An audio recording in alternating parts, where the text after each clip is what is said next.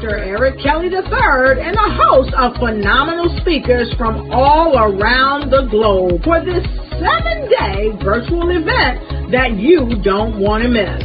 The mission of the Black Business Expo is to raise scholarship money from kids all the way from high school all the way from college. The Black Business Olympics is one of the largest Black business showcases in the world. It is an opportunity for businesses and companies to showcase their businesses globally. We are going to be giving away laptops up to $5,000 away to students. Again, I'm Olivia Appleberry, the founder of 2 Cents Finance and one of the speakers for the expo. I am so excited to see you there. For more info, go to www.blackbusinessexpousa.com or call 919-308-9090 and hope to see you there. I am Black Business. From the moment I wake until the time I sleep. Yes, I am Black Business. I am Black Business. Tell me, are you Black Business? I am Black Business. Do you support Black businesses? Listen, I support Black business because I am Black Business. Black Business Expo, one of the largest business showcases in the history of Black business in the world. The world! Sign up today at www.blackbusinessexpousa.com or call 919-308-9090. I am Black Business. I am Black Business. From the moment I wake until the time I sleep, I am Black Business. I am Black Business. Are you Black Business? I am Black Business. Do you support Black businesses? I support Black business because I am Black Business. Black Business Expo, one of the largest business showcases in the history of Black America in North Carolina. Join Dr. Eric Kelly III and a host of phenomenal speakers from all around the globe for this 7-day virtual event that you don't want to miss. The mission of the Black Business Expo is to raise scholarship money from kids all the way from high school all the way from college. The Black Business Olympics is one of the largest Black business showcases in the world. It is an opportunity for businesses and companies to showcase their businesses globally. We are going to be giving away laptops up to $5,000 away to students. Again, I'm Olivia Appleberry, the founder of 2 Cents Finance and one of the speakers for the expo. I am so excited to see you there. For more info, go to www.blackbusinessexpousa.com or call 919-308-9090 and hope to see you there. I am Black Business. From the moment I wake until the time I sleep. Yes, I am Black Business. I am Black Business. Tell me, are you Black Business? I am Black Business. Do you support Black businesses? Listen, I support Black business because I am Black Business. Black Business Expo, one of the largest business showcases in the history of Black business in the world.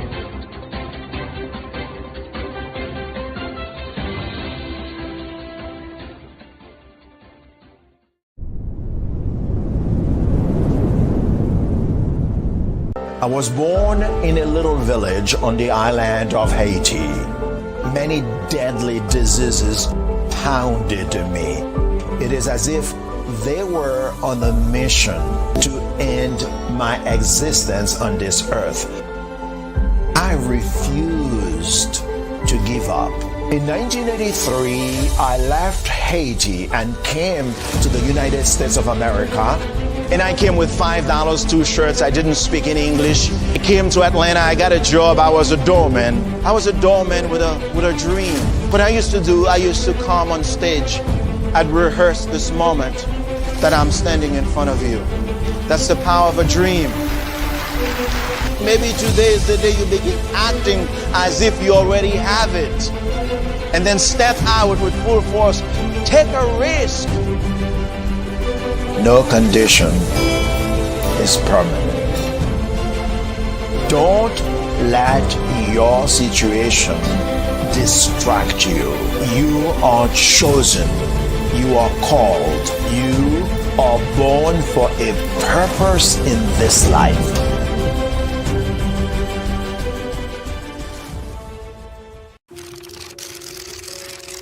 Bravery is not the absence of fear, but the ability to overcome it.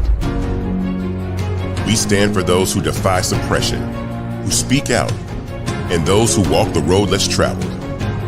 Everyone deserves to be seen and their voices to be heard. We're sparking a movement, growing a community of creators united by the desire for freedom, choice, equity, and ownership. At Fanbase, it's all for one and one for all.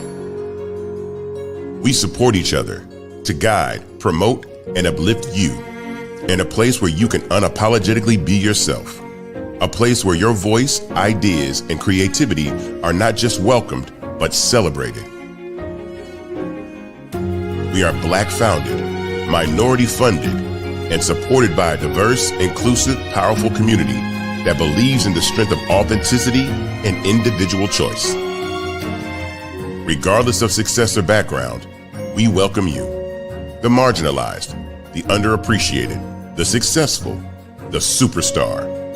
We're for all who seek a space to express themselves freely, where they are rewarded for being their authentic, true self. We transcend labels because only we have the right to define ourselves.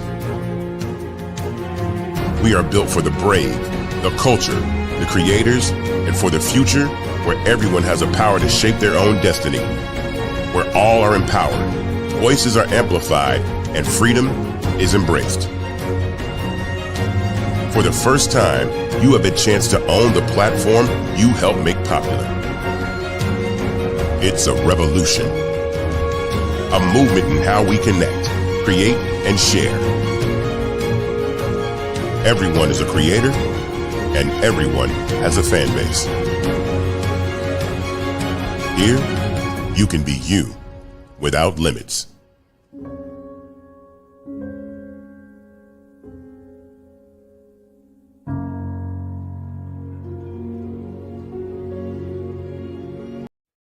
Hey everyone, it's Grant McGaw, CEO of 5-Star BDM and host of the award-winning Follow the Brand podcast and TV series, where I help you to build a 5-star brand that people will follow. My genius is personal brand development through intelligent communication and helping you achieve your business and career goals. I am a requested speaker on digital technology and brand development issues.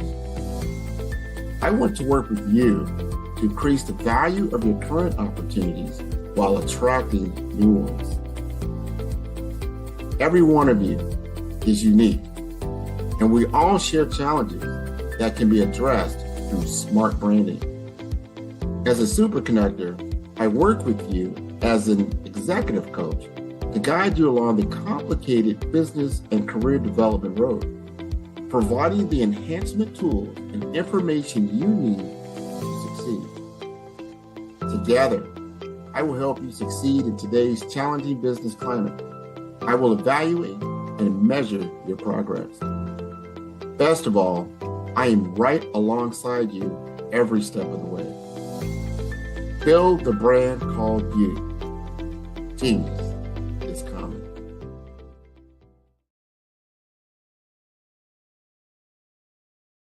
Sometimes you got to hear the news from the Black perspective, and more specifically, Black publishers. And that's exactly why you have to download the HeyTie app, the largest mobile app delivering breaking news, videos, and podcasts from 200 of your favorite Black publishers. Yes, 200 Black publishers delivering news as it happens, literally all in one app. Go to HAYTI.com or download the app in the Google Play Store or Apple App Store. It's completely free, along with information that you can trust, so go check them out.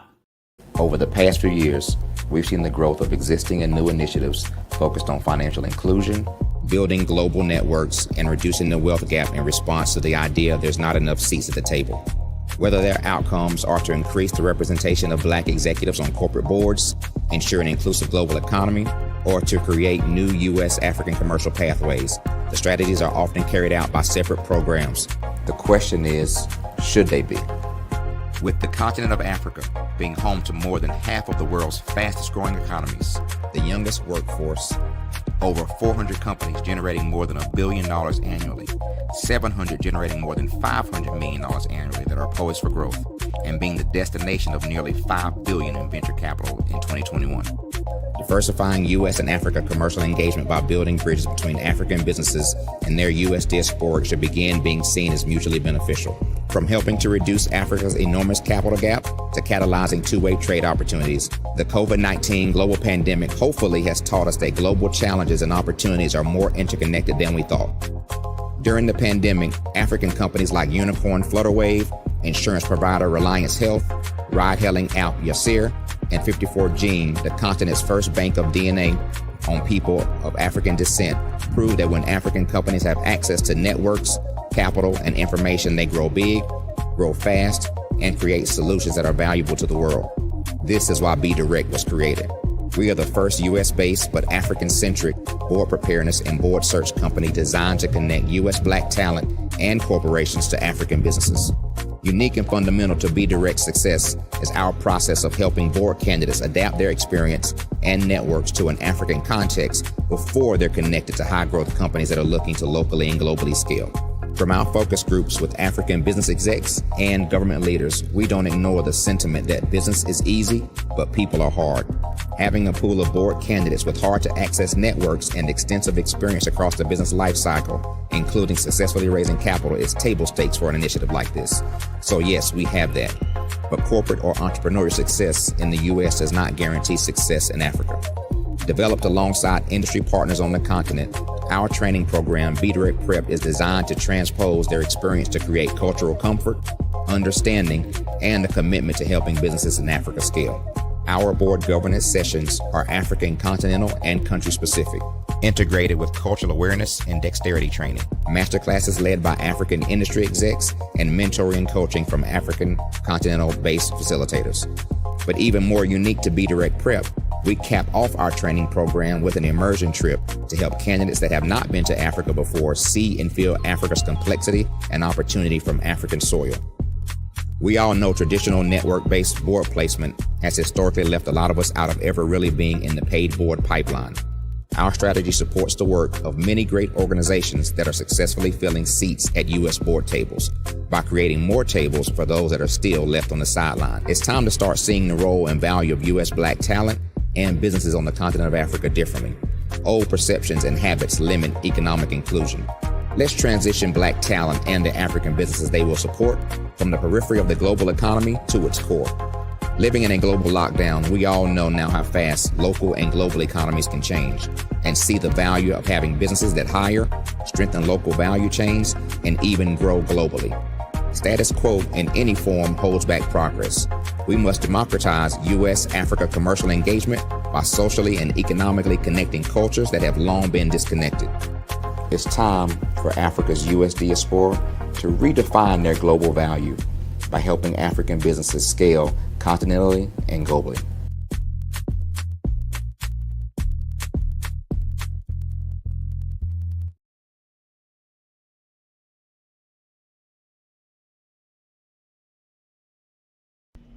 Why do I do what I do? You know, my life coach asked me that a few years ago. And she said, Tony, what's your why? And I told her, and she said, girl, you've already accomplished that. Perhaps you need a new why. Hi, Tony Harris, Amy Hoydu with Say It Said Marketing, one of your students. and just wanted to say thank you, Tony Harris, for spending so much time with me and giving me that boost in my business that I so drastically needed.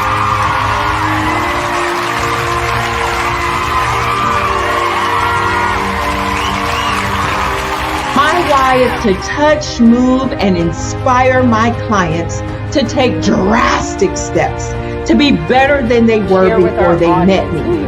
I'm a resource. I'm a connector. I want to help people build deeper relationships that are beneficial to their life and business.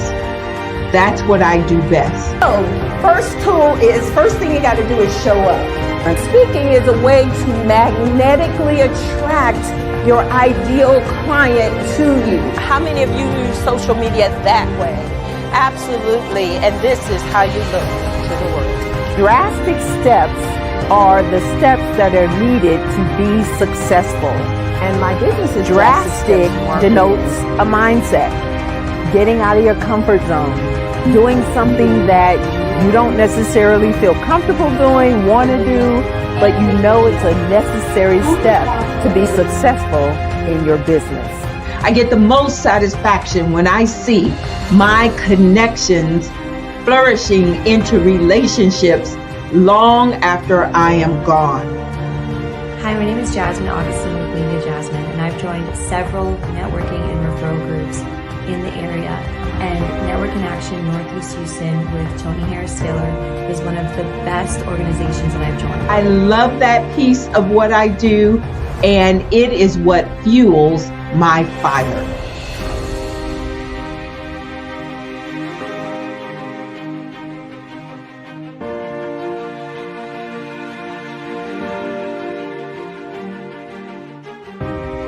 My name is Tony Harris Taylor, saying take a drastic step today for a fantastic tomorrow.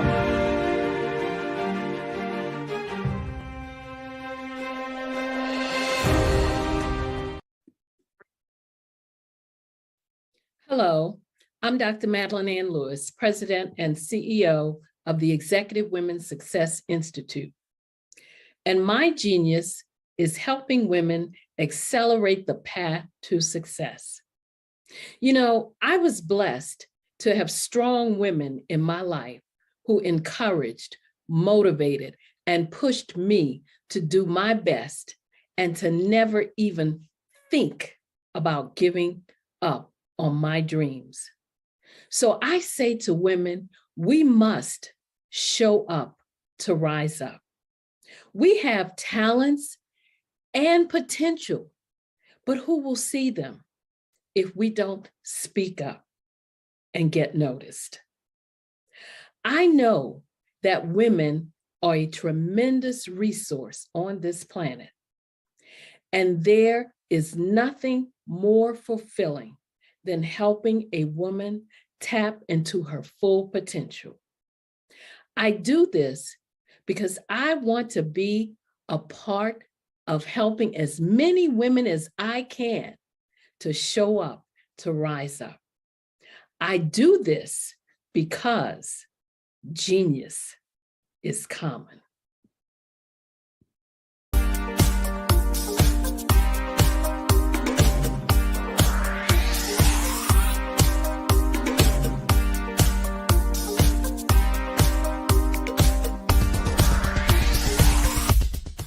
I grew up in Flint, Michigan during the 60s, and as a child, I can remember the civil rights movement. I remember our family huddling around our small black and white TV, and we'd watch all of the things that were going on in Alabama and Mississippi. Some of my older cousins were active in the movement, and each week we would have a large Sunday dinner with the extended family, and they would come back and tell us about all of the things that they had seen and done. As a child of about 8 or 9 years old, I always wanted to grow up and be a part of the movement, but by the time I became of age, it was all over. All of the marching was done. I always felt left out, that I didn't get a chance to participate in the civil rights movement. But little did I know that God had another plan for me as a computer instructor and database developer.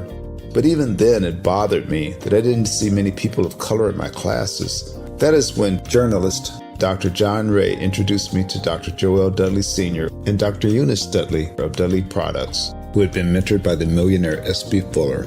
Through Dr. Dudley, I was introduced to Dr. Lafayette Jones, past Vice President of Marketing for John H. Johnson of Johnson Publishing, and his wife, Sandra Miller Jones, who was the Vice President at Quaker Oats, and together they created SMSI, a national marketing firm.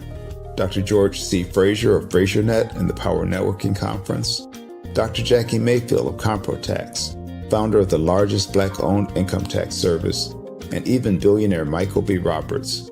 They all believe that the way to close the wealth gap is through entrepreneurship, because we as a people had to overcome slavery, and secondly, obtain our civil rights to be able to eat in any restaurant or stay at any hotel that we wanted. But the third piece is economic equality. And now I am also convinced that we must become entrepreneurs, and to do so we must embrace technology and a strategy of global networking. That is why I created Black to use my vast experience as a computer instructor to teach entrepreneurs how to use technology and artificial intelligence in business. Black members are listed in our online website directory, promoted in our digital newsletter, on our social media, and on our podcast. And we also conduct weekly virtual mastermind meetings where we read positive books, learn from the experts, while networking with like-minded individuals from around the world, educating them about every aspect of becoming a successful entrepreneur. That is what Black is all about. Just go to www.every.black to take the AI and tech classes you need, to register for our mastermind meetings, and to join the Black family. Visit us at www.every.black and sign up today. Just go to every.black, every.black. No .com, no .net, just every.black. .black is the new .com. Phenomenal Tanya T. Wise, who is here from the great state of Maryland. Tanya, welcome and thank you for being with us today. Can you indulge our audience a little bit and tell them just a little bit more about who you are and what it is that you do? Well, I love being able to talk to people and have a magnetic attitude, being able to just show them. So I always like to say, level up is Coach at Tanya T. Wise here. So can you tell our audience, just give them a teaser about what your presentation will be about? So my philosophy is that we should all be living our dream life.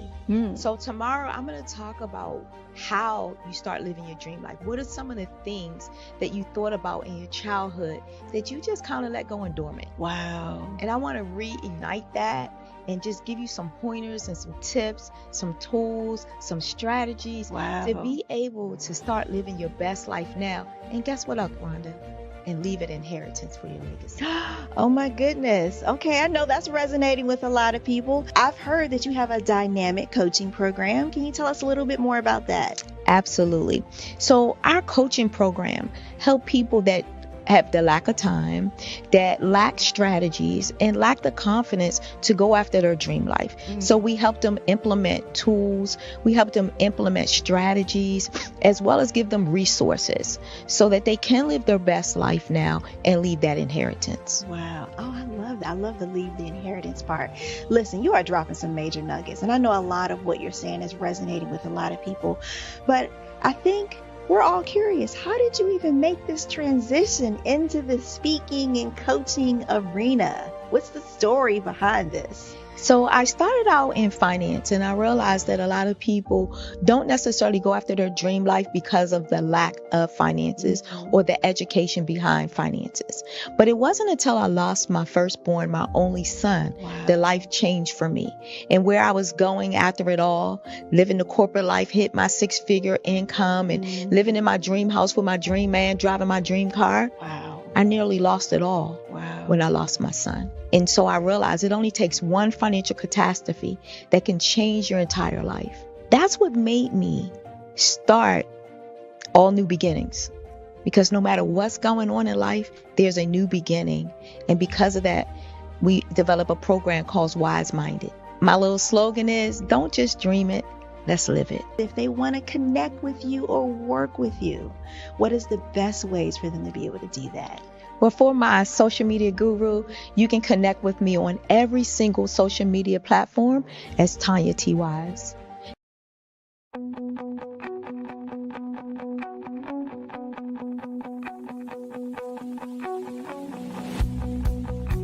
I am Black business. From the moment I wake until the time I sleep. Yes, I am Black business. I am Black business. Tell me, are you Black business? I am Black business. Do you support Black businesses? Listen, I support Black business because I am Black business. Black Business Expo, one of the largest business showcases in the history of Black business in the world. The world! Sign up today at www.blackbusinessexpousa.com or call 919-308-9090. I am Black business.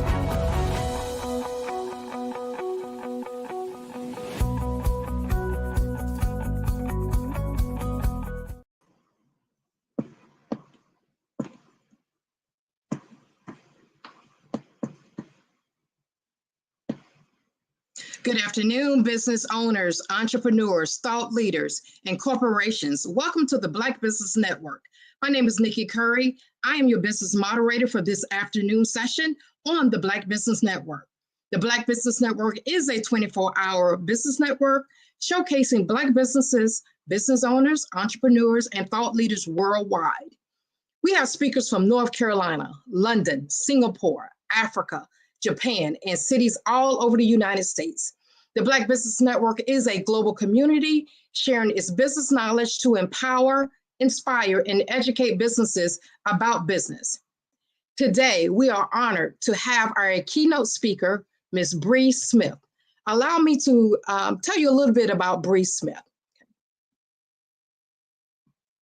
Bree Smith is a CPA and wealth strategist. She is known for helping entrepreneurs and business owners create wealth, tax strategies, and a whole lot more. So what I would like to do now is bring in Miss Bree Smith. Hey, Nikki. Thank you for having me. How are you? How are you? I'm doing great. How are you? I am well. I am well. So I am super excited to have our listening audience learn more about you. I know how great you are. And we're going to indulge into a 40-minute, maybe a 40-minute fireside chat, if that's okay with you. Sounds great. Okay. Before we get started, before I start asking you questions, firing questions at you, tell us a little bit about you and your background, because I call you the girl next door, but I want you to tell people about you. I love it. So I'm a wife, mother, entrepreneur. I'm the CEO of BD Smith Financial Services, where we help parents to be able to eliminate poverty from their family tree. I also help entrepreneurs and small business owners to be able to scale and grow sustainably. We also have a God focus inside of my business on the personal side. When we're doing personal financial planning, we merge faith and science together. And it all started from me when I was a single mom. As a teenage mom, I had my daughter very early, and I decided that she would never know the struggle. And because of that, it put me on a journey to learn, how does the wealthy live? How did they get to be wealthy? I wanted to understand it. So I said, well, let me go manage their money so I can figure it out. Because if I'm managing it, I have to know exactly what they're doing with it. And so being an accountant allowed me to be able to help those that are making multiple millions of dollars and write them checks that was much greater than my salary on a monthly basis. And then I decided to start BD Smith Financial Services, where we'll be 6 years old next week. And wow. Yes, and be able to help parents, everyday business owners, to be able to achieve the same. Okay, awesome. Thank you for that background information. It's so important, and I love that you are a faith-based business. We're not dishonoring our beliefs, but we say faith-based on this program, and so I just want to tap into that a little bit. Let's get started. Let's jump in. Your work centers on helping and impacting families. And I believe a lot of this comes from your background. You mentioned you had your child at an early age. I know your story a little bit. You've gone through some things, and now you're creating generational wealth. And you're doing it through parents, through our children. I think it's phenomenal. What inspired you to take on this bold mission, and how do you see it actually transforming generations to come? So again, like I said, my daughter is the reason why I chose to take on this mission, but I believe that the greater impact will be 100+ years from now. I want my descendants to know my name. I want my great grandchildren to know who I am because of the work that I'm doing today. And so I think that it's very important that not only that we have a legacy. Sometimes when people pass away, they're forgotten within just a few years or within a generation. If you never met them, you know nothing about them. Right. However, there's been several decades since Martin Luther King has passed away or other greats have passed away, and we still know their name because of the great work and impact that they made on society. And so my impact is first for my family first, where I need to make a great impact for my lineage that they care to know my name. And then hopefully also I've done enough. I want to help millions of families in my lifetime. So I'm hoping that I have such a reach and impact on the world that it would also transform other families and they will know my name for that reason. So it's all about legacy building for me. Building a legacy for the impact I want to make for my own family, being the first my family is the goal, but also being able to leave a lasting impact in millions of other families as well. I love that. I love that. Let's stay in the family lane, family vein, family lane. Let's stay in that lane for a second. I love it too. I love it too, because these are the conversations we should have had a long time ago. But okay, we're going to start now. Today is a new day. Okay. So let me ask you this. Many people think wealth is about money. You know, we've all been taught about, you're only wealthy when you have a whole lot of money.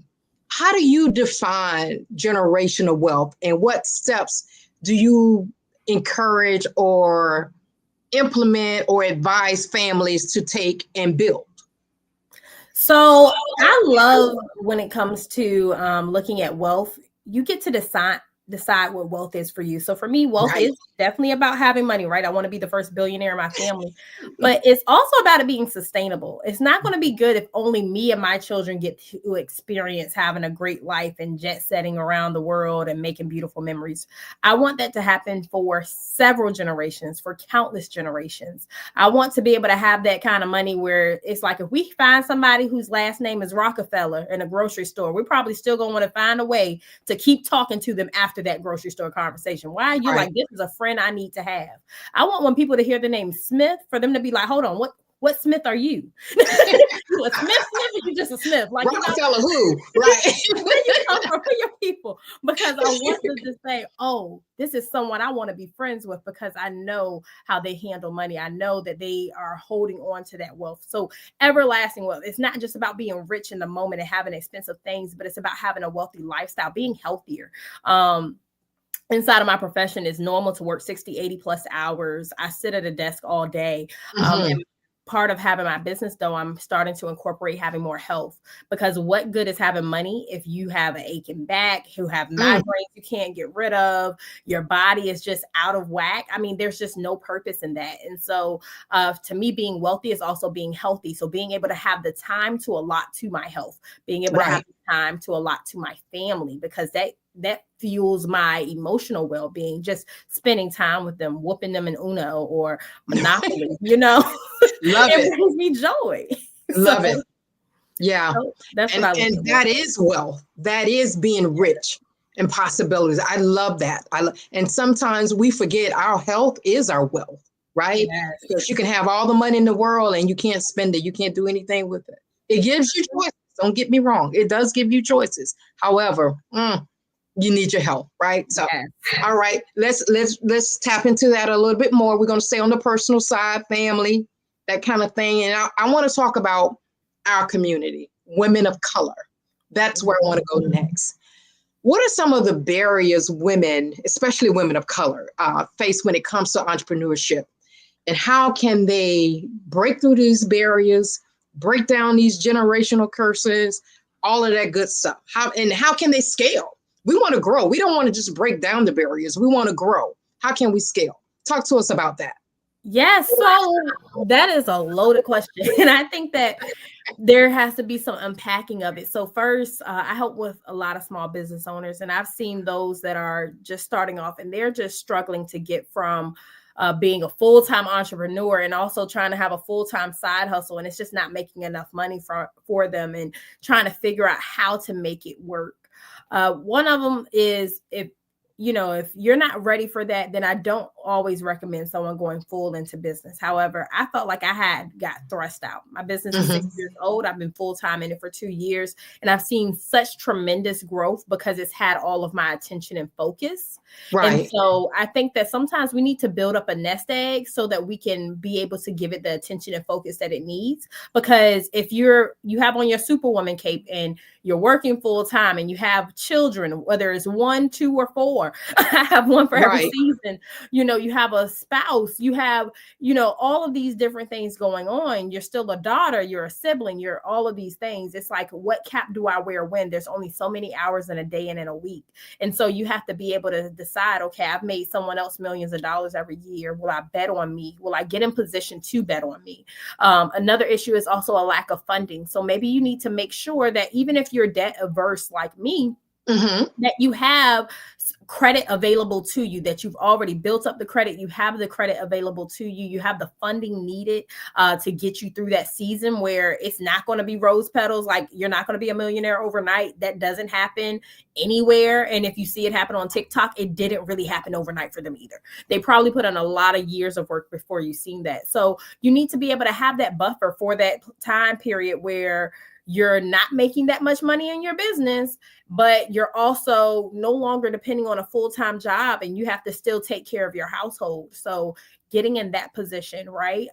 Learning new skills and being open to it. For me, I was an introvert. I'm behind a computer all day. I didn't have to go out and talk to people. I had to learn how to network, how to get in front of people's faces, how to find my community, find my people. Where are they at? Where are they hanging out in those spaces, being able to initiate conversations. So there's different things that had to happen for me to also be successful as an entrepreneur. I had to learn how to just go out there and not feel like I'm bothering people. And sometimes I still struggle with those things, right? But it's just about finding out what soft skills do you also need to succeed, because it's not always good enough to just be good at the thing that you do or the service you provide or the product that you're putting out there. So finding some of those soft skills that you need as well, so that you can be successful in business and as an entrepreneur. That's important. And as a family, as a parent that's taking care of the household, you got to have those soft skills, right? So I've heard you say time and time again that you believe financial literacy is the key to breaking cycles of poverty. And you work with parents across the board. I'm still in that family vein, okay? And I think that's really the key to all of this, even before you become entrepreneurs. If you can manage your personal finances well, you'll manage your business finances well, right? Yeah. So talk to us a little bit about how you do this. How do you help parents pass the knowledge on to their children? How do you do this? So I think it first starts with them being able to understand it, right? So I start with the parent. I'm going to teach you how to navigate your finances. I'm going to teach you how to be a better steward over the wealth that you are creating, right?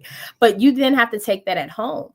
So there's so many of us that have always said, I never learned this at home or in school. Schools don't teach me anything. I graduated. I don't know how to do my taxes. I don't know how to budget. I don't know how to pay bills, any of these things. You kind of just get thrust into adulthood and you have to figure out how to do it. It's like being thrown into the deep end of the pool, or sometimes it feels like the ocean, and then being like, swim, and you never swim a day in your life before. And that's adulthood for a lot of us. And so instead, we have to figure out, how do I manage my money? How do I budget? How do I pay taxes? How do I deal with these things that I didn't have to deal with before and no one ever talked to me about before, especially if you're the first in your family to be aspiring to be wealthy on this level, if you're the first in your family to have 6-figure plus income. So I think that first you have to get the knowledge for yourself. You have to have someone that you trust that is willing to hold your hand and teach you about it, because how you do handle your personal finances is how you handle your business finances. So if you go into business for yourself and you're jacked up with how you handle your personal finances, your business finances will be messed up too. And so you have to get that knowledge down. But then when it comes to children, I like to teach mine with an allowance. And that's what taught me. I got $20 every 2 weeks from my grandmother. I saved up till I got $100. Those were my school clothes. And so I learned how to bargain shop. I learned how to go to Ross, find what I wanted. I figured it out. I learned how to save. It took me 2.5 months to be able to have enough money to go spend. So I learned those things. And so I teach my children those things. And so I tell them to find a way to teach their children. I didn't pay my children for doing household chores because my mom told me, you live here too. Like, you don't get paid for doing what you're supposed to do.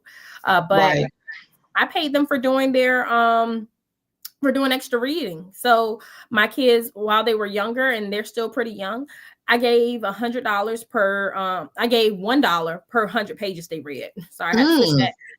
So they got $1 per 100 pages. So they read a 200-page book, $2. A 450-page book, I'll still give them $5 because that may have been a big feat for them, right? So I encouraged reading. I encouraged them to do more math. I even created little things such as this like study reward card. This is right here. So they get hole punches for each time they do their math. And that's extra studying. So another 30 minutes a day or a lesson, they get a hole punch for that. And then they're able to get rewards that we have here at home. So just being creative, finding new ways. I took them to a tutor and I saw that they had these little hole punch system and the kids got excited about it. And the first thing that they get for one of those cards is like a Sour Patch candy or a $1 piece of candy from Dollar Tree. And I'm like, oh, these kids excited? Bet I can do that. So you can fill up this card, you can get a Dollar Tree gift, and then we can work up to like being able to have like a Chick-fil-A gift card or a Wendy's gift card, like the different things that they've said, dolls, whatever. Or now my kids, they don't want toys anymore, but they're more into fashion and being able to go on a shopping spree. So whatever it is, just being able to have different levels, you have to earn it. You got to put in the work, but I'm encouraging the behavior that I want them to have, such as studying and reading and the things that help them to be more successful. That's a great strategy. I got to tell my grandkids' parents. I love it. I love that. I love that. Never thought about that, but that's a great strategy. So let's go ahead and turn the page. Let's turn the page, turn the corner. Let's talk about businesses, because we already stated that a lot of us, as we were parents first, and then we became business owners. I know I did. I was a parent first, and then I became a business owner. Ooh, but I did it for my children. I did it for my legacy. I did it because I knew there was something greater in me. And I want to be that example for my children. Let's talk about parents or people in our community, business owners, as business owners. What do they need to know in order to shift their mindsets or shift their way of doing or being in business, shifting from simply surviving in their business to actually thriving in their business? How do they build this long-term financial security? Talk to us about that. So I think that to get that shift from surviving to thriving is definitely dealing with your mindset and deciding what it is that you want. So I think a good place to start is to say, well, what is my end goal from this business? And so one of the things I've started asking people is, did you quit your job so that you could have a better paying job? Because for some people, that's what their business is. It's just for them to have a better paying job than they had before. They're like, I don't want to do a ton of marketing. I just want to get enough for just me to be able to pay my bills and take care of myself, and give me maybe a higher level of life than I had, quality of life than I had before. So that's one level, right? Then you can have the level of CEO. If you're a CEO, that means you're managing people. That means that now you're looking at having different departments. You're looking at having a team that you are pouring into and that you are allowing to help you to reach your dreams and your goals and to get to that other side. You're the visionary. You're probably still in a lot of the strategy. You may still be doing some of the work and things like that, but you're building something where now people are going to be working with you to build out this dream. You need a team. It can't just be you, because this goal and this dream is bigger than what you yourself can facilitate and create. And then the other thing is to think about, or do you just want to be an owner? You want to be on the beach collecting checks. You want someone else to be writing out your checks every single month that are $50,000, $100,000 or more, and you do nothing more.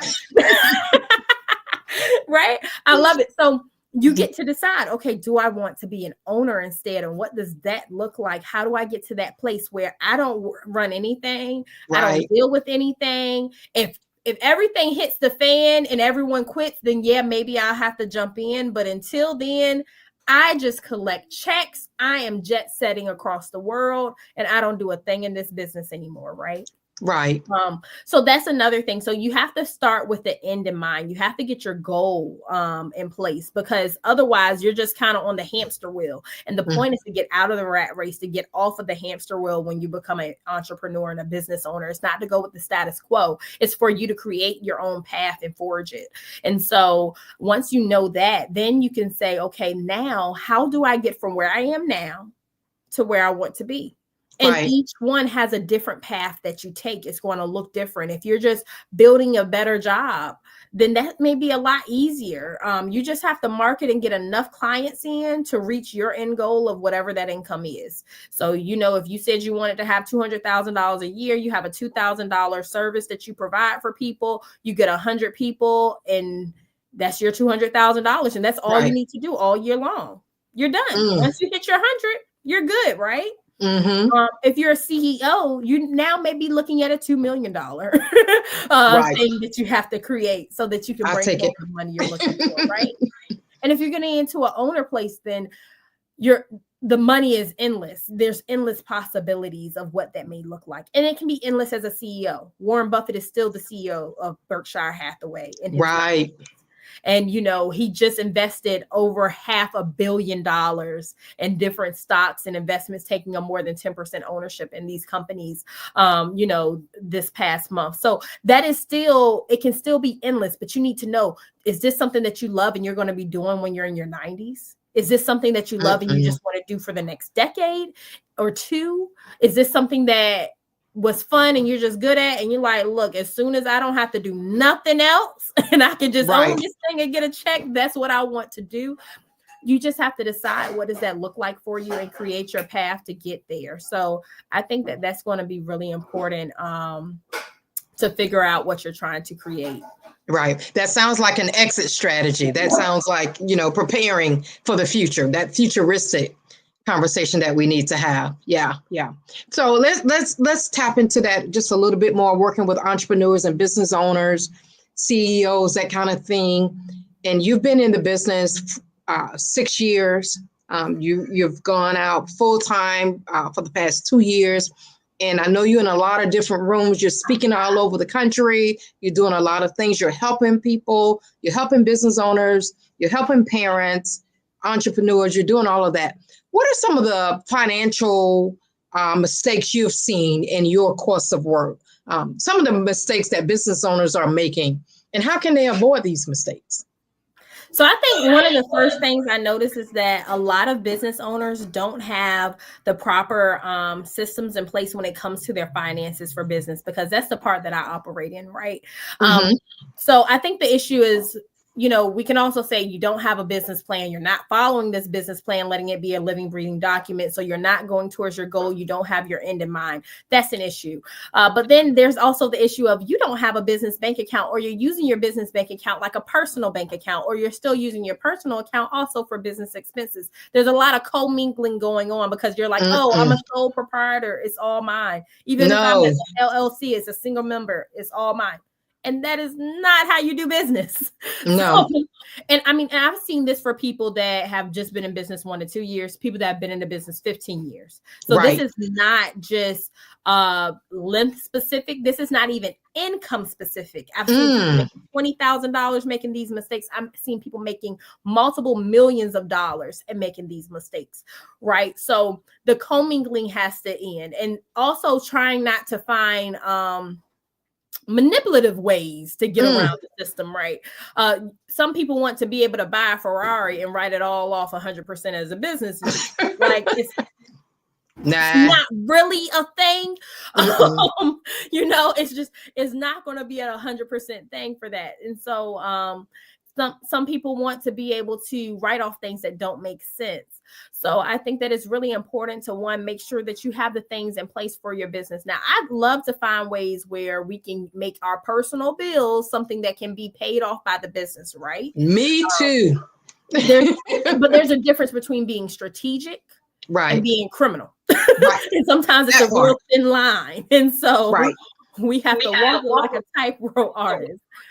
So I think that that's really important. Having that separation on those business and personal bank accounts is going to be very important for any and every business owner, but also having software in place to be able to track all of your income and your expenses. If you're not looking at your income for your business and just looking at the business bank account is not enough. If you're not looking at your budget versus your actual, if you're not looking at how you're spending your money from a month to month basis, if you're not looking at the ebbs and flows, if all you're doing is saying, well, I made money and all bills are paid, that is survival mode. We need to get into thriving. So we need to be able to look at our business profit and loss statement, our balance sheet statement, know the health of our business, be able to read the story that those financial statements provide, and be able to know it for yourself before you ever try to show it to a potential lender or investor, because you are the investor in your business and you need to understand it, and you need to make sure that it is worth your time, your effort, your energy, your money, your savings that you're pouring into it.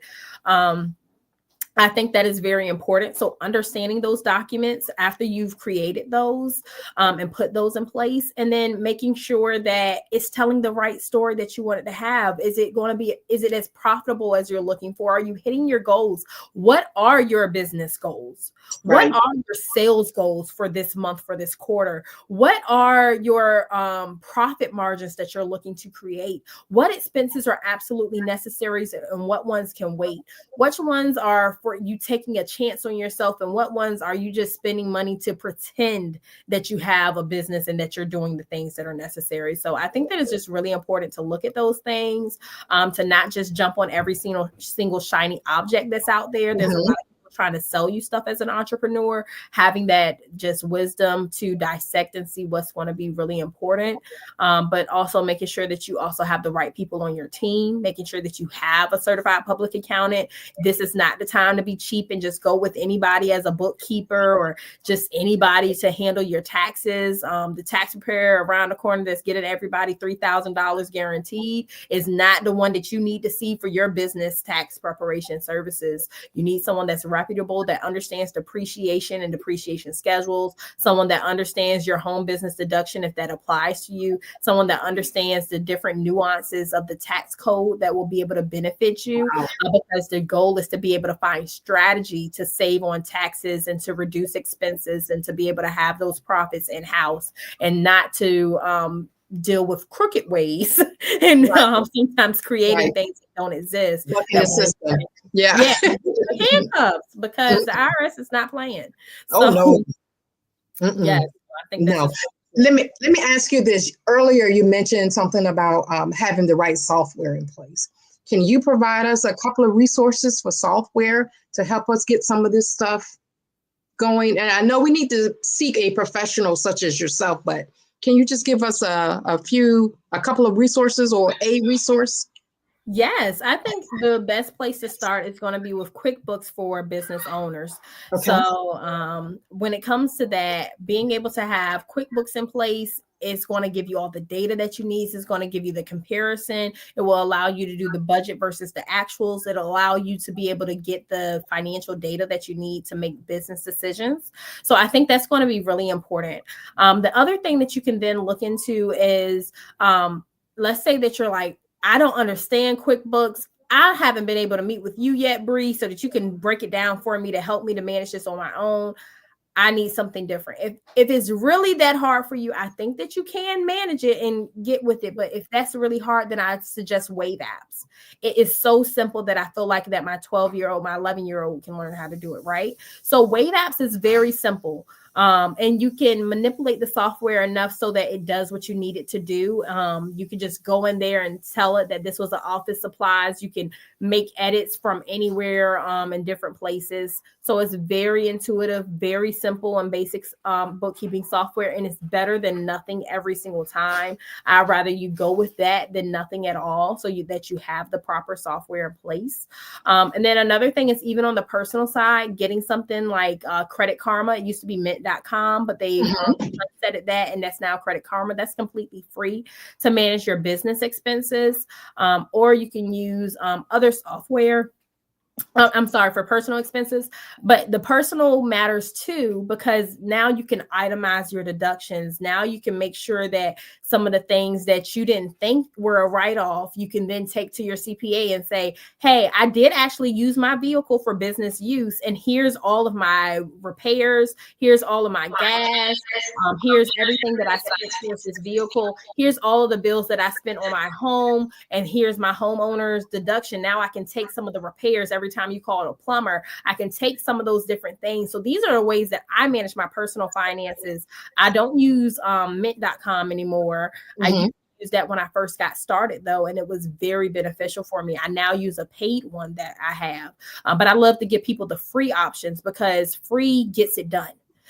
You know, and sometimes that cost can be a barrier. So going with just those basic ones will definitely help you. And I also have those listed on my website as well. Some of the different ones that I use or have used in the past that I know will help you to be successful on the personal and the business side. So I'm very free to share all of that as well. Right. Love it. Love it. Thank you. Thank you so much for that. I love a good resource. I love a good tip, a good strategy. It just really helps the world go around. You know, it really helps us. I appreciate you sharing that information with us. So as we come to a close, I do want to ask you this. Please share with us some parting advice, especially for women entrepreneurs, Black women entrepreneurs, because as you know, we have seen an increase in women starting their own businesses, especially women of color. What advice would you give to this particular community? You know, the Black woman that's in business or starting out. What would you tell her, especially our younger generation, some of our millennials? They're coming full force, right? You know, what financial advice or wisdom would you give this group of people? There's a lot that I want to give. I'm going to start with the simple one of budget. Make sure you do a budget. That's really important, right? But when I'm talking to women, especially I just want to say to wives, if you are the business owner and you 100% own this business, there's a place for marriage and there's a place for business. My husband does not run BD Smith Financial Services. He is not an accountant. He is not a wealth strategist. I've taught him what he knows about money. So he's not going to make these business decisions. He is the head of my household, but he does not make my business decisions. So if you are the 100% owner of that business, sometimes you're going to have to make certain business decisions on your own. A lot of times I see spouses that don't understand the business, running the business because they're covering inside of their house, but that does not mean that they are the one that makes the decisions. Yes, you can have a conversation. I'm sure Barack talked to Michelle when he was running this country, right? I'm sure she gave some great advice. However, she was not the president of the United States, and she should not have been the one making those decisions solely and just telling him, this is what you're doing. This is what troops to send out when and where. That wasn't her place as first lady. And so that's not your husband's place when you're running a business and you're the CEO. So take that CEO seat and run it properly, because if you were on your job, they would not be telling you what to do or how to go ahead and get the job done. You would have a boss. Your clients are your boss. You owe them a fiduciary responsibility. I'm sorry, I have a new puppy, but you owe them a fiduciary responsibility to be there and to help guide them. All right. This is great information. This is a great fireside chat. Thank you, Bree. I know when we got the fur babies, they too want attention. As soon as you go live, here they come. I get it. But thank you, Bree. Thank you so much. You have just given us so much information, empowerment. It's like drinking from a fire hose. I really appreciate you. Please let everyone know how they can reach out to you, how they can contact you, and all of that good stuff. Yes, so you can reach out to me at bdsmithfinancial.com. I would really encourage everyone that wants to. We will be doing a challenge. So go to bdsmithfinancial.com/P2P, where we're doing Position to Prosper. So it is a faith-based challenge for those of you that are here, where we're merging faith and science and talking about how you can get your finances in order in 2025. So please feel free to join us for our 5-day challenge in January. I cannot wait to help and pour into you. We're going to have a free workbook, free access to the course, free replays for a week. There's just a lot that I'm pouring out for free so that people can really understand their finances and have no excuses as to why they cannot succeed with their money in 2025. Love it. Love it. Thank you. Thank you. Thank you. Thank you for sharing your expertise once again. All right. This has been fantastic. And hopefully, Bree, we will bring you back on. Hopefully you can come back. We would love to have you back on. All right. Thank you, everyone. And remember, genius is common, and I will see you on the other side.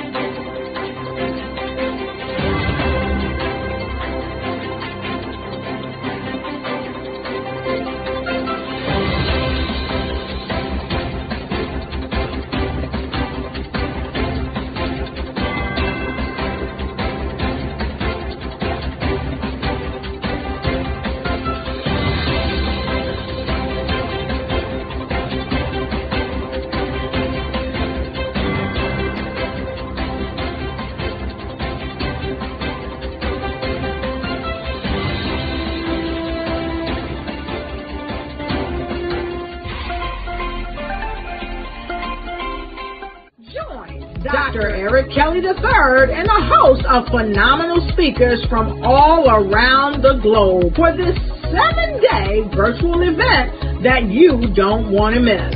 The mission of the Black Business Expo is to raise scholarship money from kids all the way from high school all the way from college. The Black Business Olympics is one of the largest Black business showcases in the world. It is an opportunity for businesses and companies to showcase their businesses globally.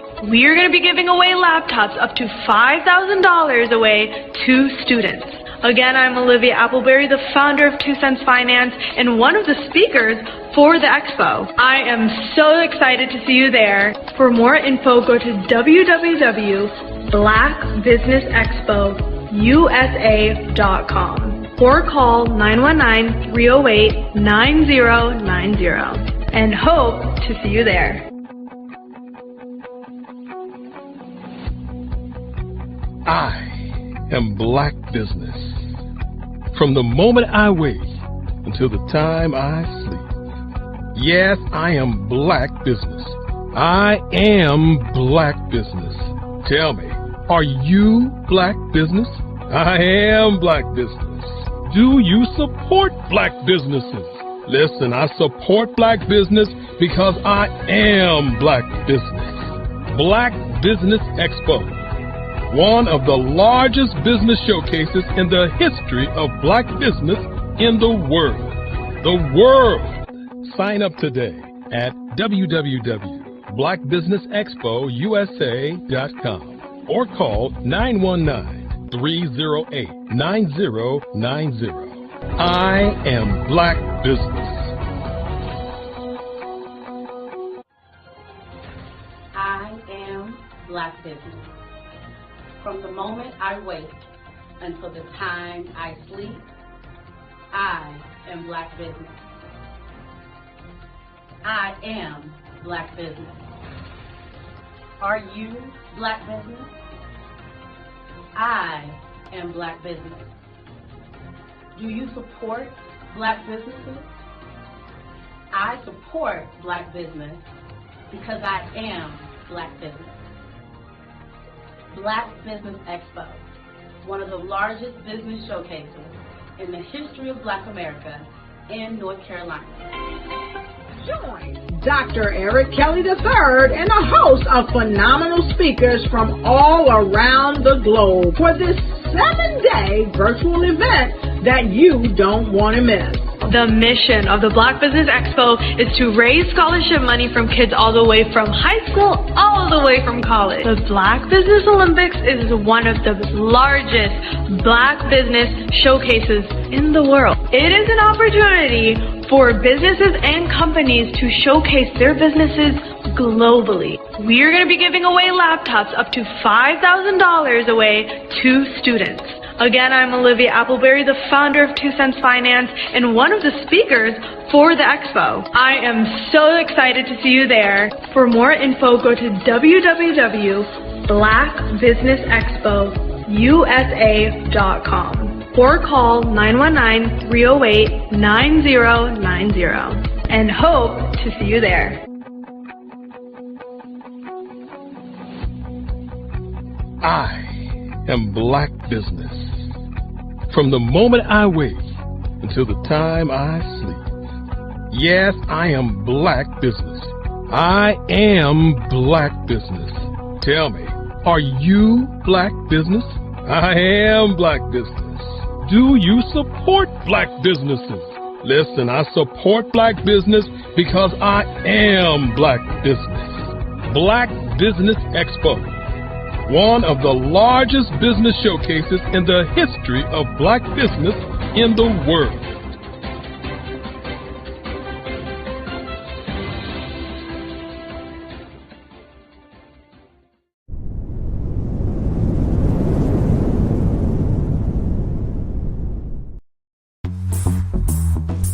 Attention all entrepreneurs and companies. Are you looking for reliable and efficient virtual assistants and back office support to help you manage your business tasks? Look no further than Superwoman Business Services. Our team of virtual assistants provides a full range of administrative support services, including operations management, social media marketing, and much more. We also offer website design services to help you create a professional online presence that reflects your unique brand. In addition to administrative support and website design, we offer business development and structuring services to help you grow your business and achieve your goals.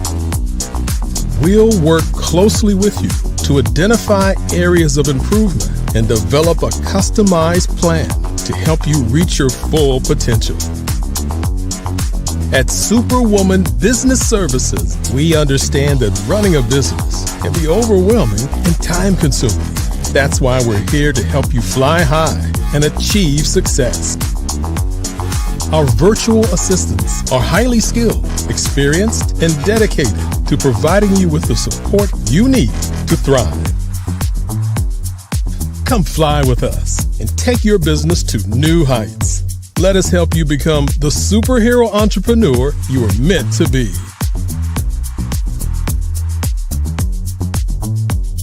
Contact Superwoman Business Services today to learn more about our back office support services. Come fly with us and take your business to new heights. Did you know women represent just 3% of Fortune 500 CEOs and less than 15% of corporate executives at top companies worldwide? Have you wondered what the secrets are to getting into the top ranks, whether in the private or public sector? Do you want to figure out how to stop being held back in your career or passed over for promotion? Then you're in the right place. Hi, I'm Dr. Madeline Ann Lewis, President and CEO of the Executive Women's Success Institute. I have decades of experience in the military, the federal government, and corporate America, and my mission is to help women succeed and tap into their full potential. I want to reach 1 million plus women around the world to become the leaders they are meant to be. So if you want to move into a management or executive level position, or maybe you are a female veteran transitioning out of the military into business entrepreneurship, then reach out to the Executive Women's Success Institute at 301-693-3284. Let us get you on the fast track to success. Over the past few years, we've seen the growth of existing and new initiatives focused on financial inclusion, building global networks, and reducing the wealth gap in response to the idea there's not enough seats at the table. Whether their outcomes are to increase the representation of Black executives on corporate boards, ensure an inclusive global economy, or to create new U.S. African commercial pathways, the strategies are often carried out by separate programs. The question is, should they be? With the continent of Africa being home to more than half of the world's fastest growing economies, the youngest workforce, over 400 companies generating more than $1 billion annually, 700 generating more than $500 million annually that are poised for growth, and being the destination of nearly $5 billion in venture capital in 2021. Diversifying U.S. and Africa commercial engagement by building bridges between African businesses and their U.S. diaspora should begin being seen as mutually beneficial. From helping to reduce Africa's enormous capital gap to catalyzing two-way trade opportunities, the COVID-19 global pandemic hopefully has taught us that global challenges and opportunities are more interconnected than we thought. During the pandemic, African companies like Unicorn Flutterwave, insurance provider Reliance Health, ride-hailing app Yasir, and 54Gene, the continent's first bank of DNA on people of African descent, proved that when African companies have access to networks, capital, and information, they grow big, grow fast, and create solutions that are valuable to the world. This is why Be Direct was created. We are the first U.S.-based but African-centric board preparedness and board search company designed to connect U.S. Black talent and corporations to African businesses. Unique and fundamental to Be Direct's success is our process of helping board candidates adapt their experience and networks to an African context before they're connected to high-growth companies that are looking to locally and globally scale. From our focus groups with African business execs and government leaders, we don't ignore the sentiment that business is easy, but people are hard. Having a pool of board candidates with hard-to-access networks and extensive experience across the business lifecycle, including successfully raising capital, is table stakes for an initiative like this. So yes, we have that. But corporate or entrepreneurial success in the U.S. does not guarantee success in Africa. Developed alongside industry partners on the continent, our training program, Be Direct Prep, is designed to transpose their experience to create cultural comfort, understanding, and a commitment to helping businesses in Africa scale. Our board governance sessions are African, continental, and country-specific, integrated with cultural awareness and dexterity training, masterclasses led by African industry execs, and mentoring and coaching from African continental-based facilitators. But even more unique to Be Direct Prep, we cap off our training program with an immersion trip to help candidates that have not been to Africa before see and feel Africa's complexity and opportunity from African soil. We all know traditional network-based board placement has historically left a lot of us out of ever really being in the paid board pipeline. Our strategy supports the work of many great organizations that are successfully filling seats at U.S. board tables by creating more tables for those that are still left on the sideline. It's time to start seeing the role and value of U.S. Black talent and businesses on the continent of Africa differently. Old perceptions and habits limit economic inclusion. Let's transition Black talent and the African businesses they will support from the periphery of the global economy to its core. Living in a global lockdown, we all know now how fast local and global economies can change, and see the value of having businesses that hire, strengthen local value chains, and even grow globally.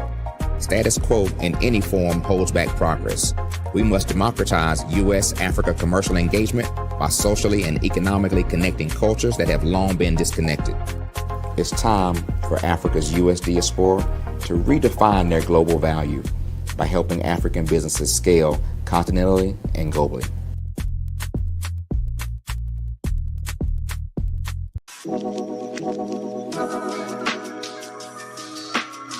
The African company and the African CEO is making a conscious decision to bring on someone external to the continent versus bringing on someone who is from Ghana or Kenya or South Africa.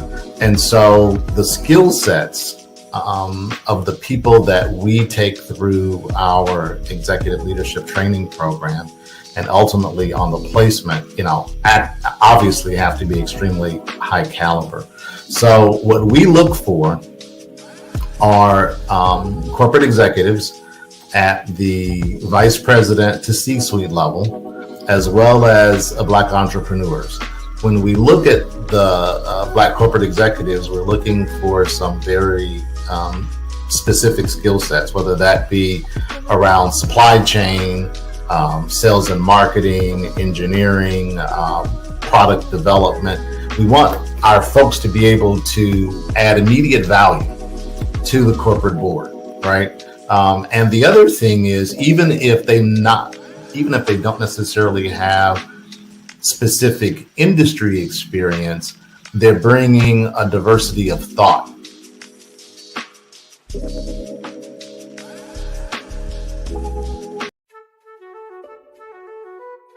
This is Dr. Arnold T. Petsworth. He's the owner of Petsworth Vet World, a veterinary clinic in Hopton, Connecticut. His patients include dog, cat, frog, fish, Goldie, dog, and this alpaca. Due to doctor-patient confidentiality, we can't tell you their names. Business at Vet World was steady, and then quarantine hit. Neighbors brought new four-legged friends into their homes. Bunnies. Bunnies everywhere. Dr. Petsworth welcomed these new patients with open arms. The only problem? There were more appointments than he could manage. That's when Dr. Petsworth turned to his American Express business card, which offers spending potential that's built for his changing business needs. He decided to hire a new assistant, Julio, and with spending power built for business purchases, he used his card to furnish a new exam room. Together, Dr. Petsworth, Julio, and American Express Business made sure all the pets of Hopton got the love and care they deserve. And everyone was happy. Get the card built for business by American Express.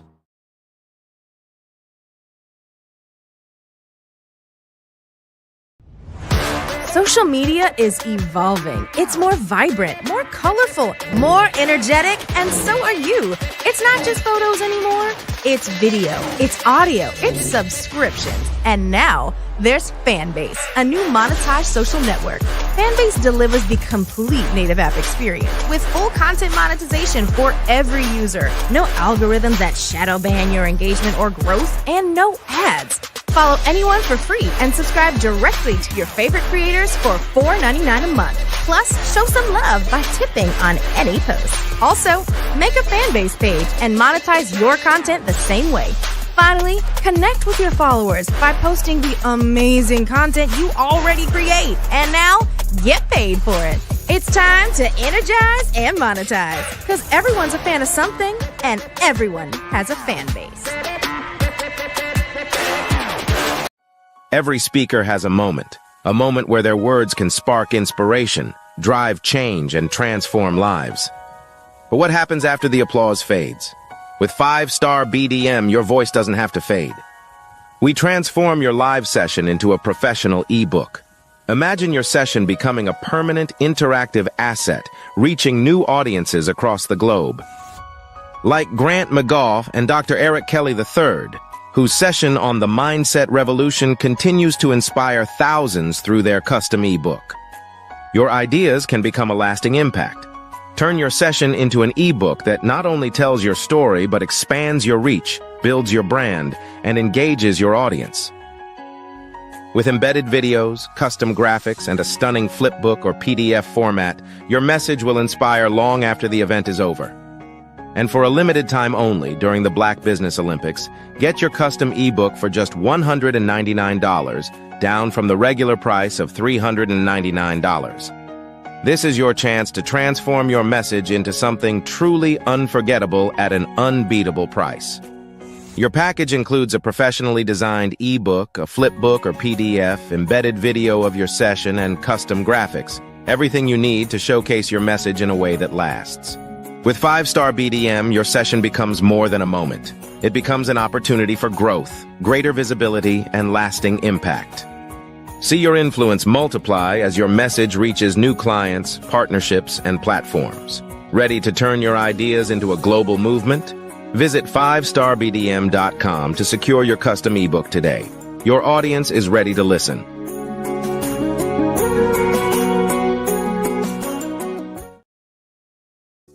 Follow the Brand TV broadcast host, Grant McGaugh, as he visits with top executives and entrepreneurs to find out their secrets of success with their personal brand.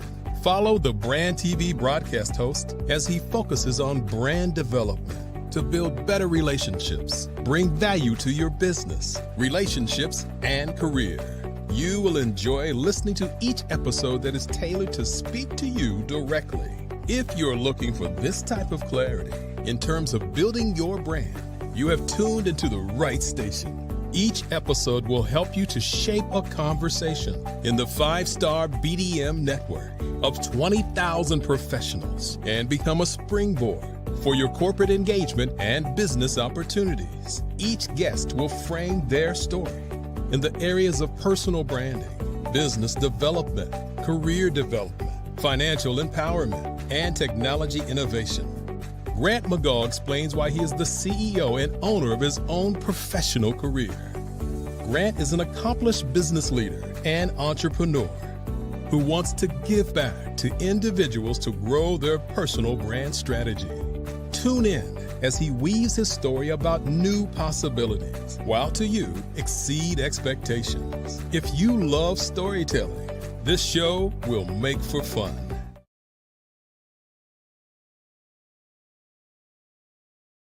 Sometimes you got to hear the news from the Black perspective, and more specifically, Black publishers. And that's exactly why you have to download the Hey Tie app, the largest mobile app delivering breaking news, videos, and podcasts from 200 of your favorite Black publishers. Yes, 200 Black publishers delivering news as it happens, literally all in one app. Go to HAYTI.com or download the app in the Google Play Store or Apple App Store. It's completely free, along with information that you can trust, so go check them out.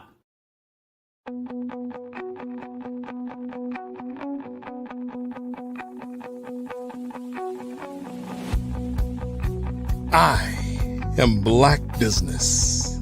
From the moment I wake until the time I sleep. Yes, I am Black Business. I am Black Business. Tell me, are you Black Business? I am Black Business. Do you support Black businesses? Listen, I support Black business because I am Black Business. Black Business Expo, one of the largest business showcases in the history of Black business in the world. The world! Sign up today at www.blackbusinessexpousa.com or call 919-308-9090. I am Black Business.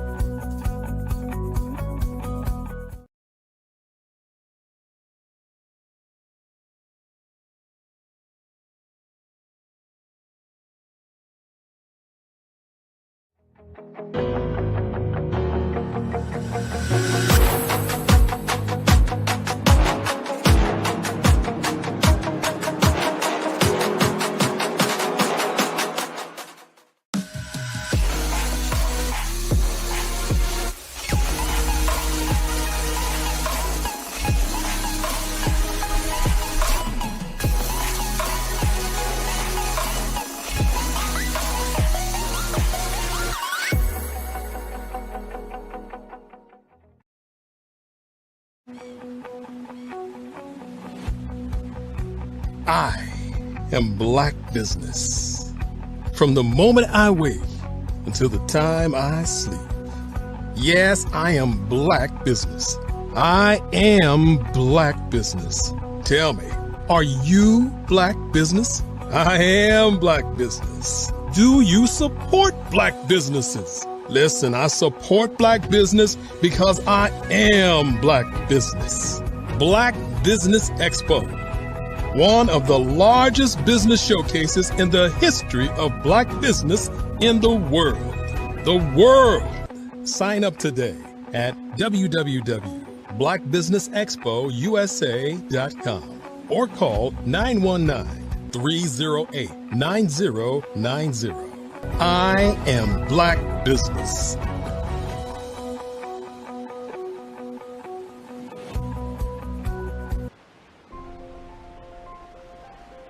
What if you could build your own city?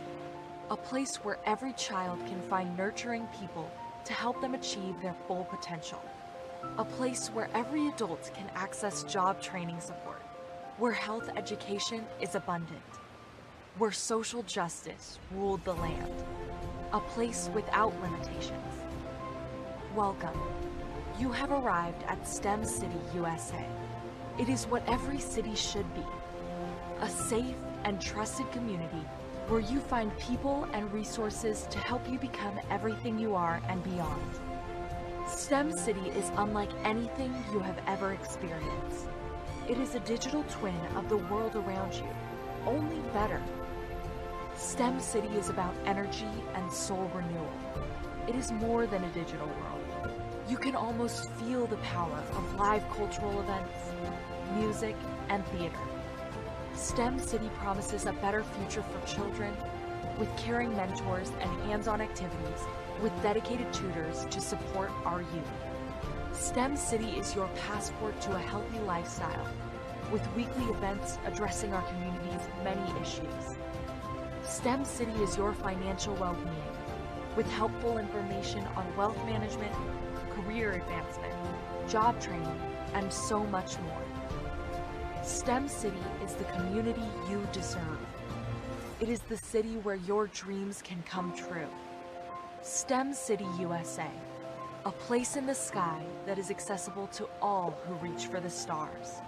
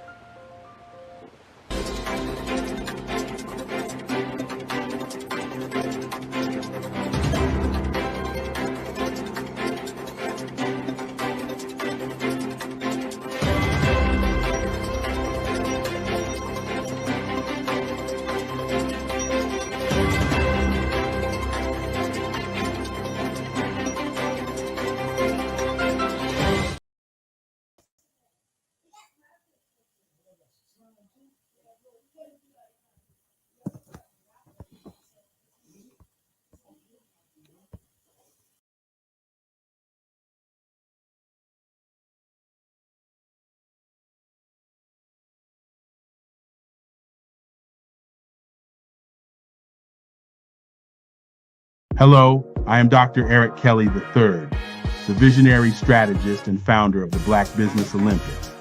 I invite you to showcase your Black-owned businesses on the Black Business Network global stage. The Black Business Olympics is a global Black Business Network platform that propels Black-owned businesses into the international spotlight. Hello, hello. Welcome to the show. We're getting started here. Good afternoon, business owners, entrepreneurs, thought leaders, and corporations. Welcome to the Black Business Network. My name is Nikki Curry. I'm your business moderator for this afternoon on the Black Business Network. The Black Business Network is a 24-hour business network showcasing Black businesses, business owners, entrepreneurs, and thought leaders worldwide. We have speakers from North Carolina, London, Singapore, Africa, Japan, and cities all over the United States. The Black Business Network is a global community sharing its business knowledge to empower, inspire, and educate businesses to educate businesses about business. Today, we have a dynamic speaker. Her name is LaTanya Warren, and I'm super, super excited to have her come speak to us about all the great things that she's doing as a Black-owned business. LaTanya Warren, would you please join me on the stage?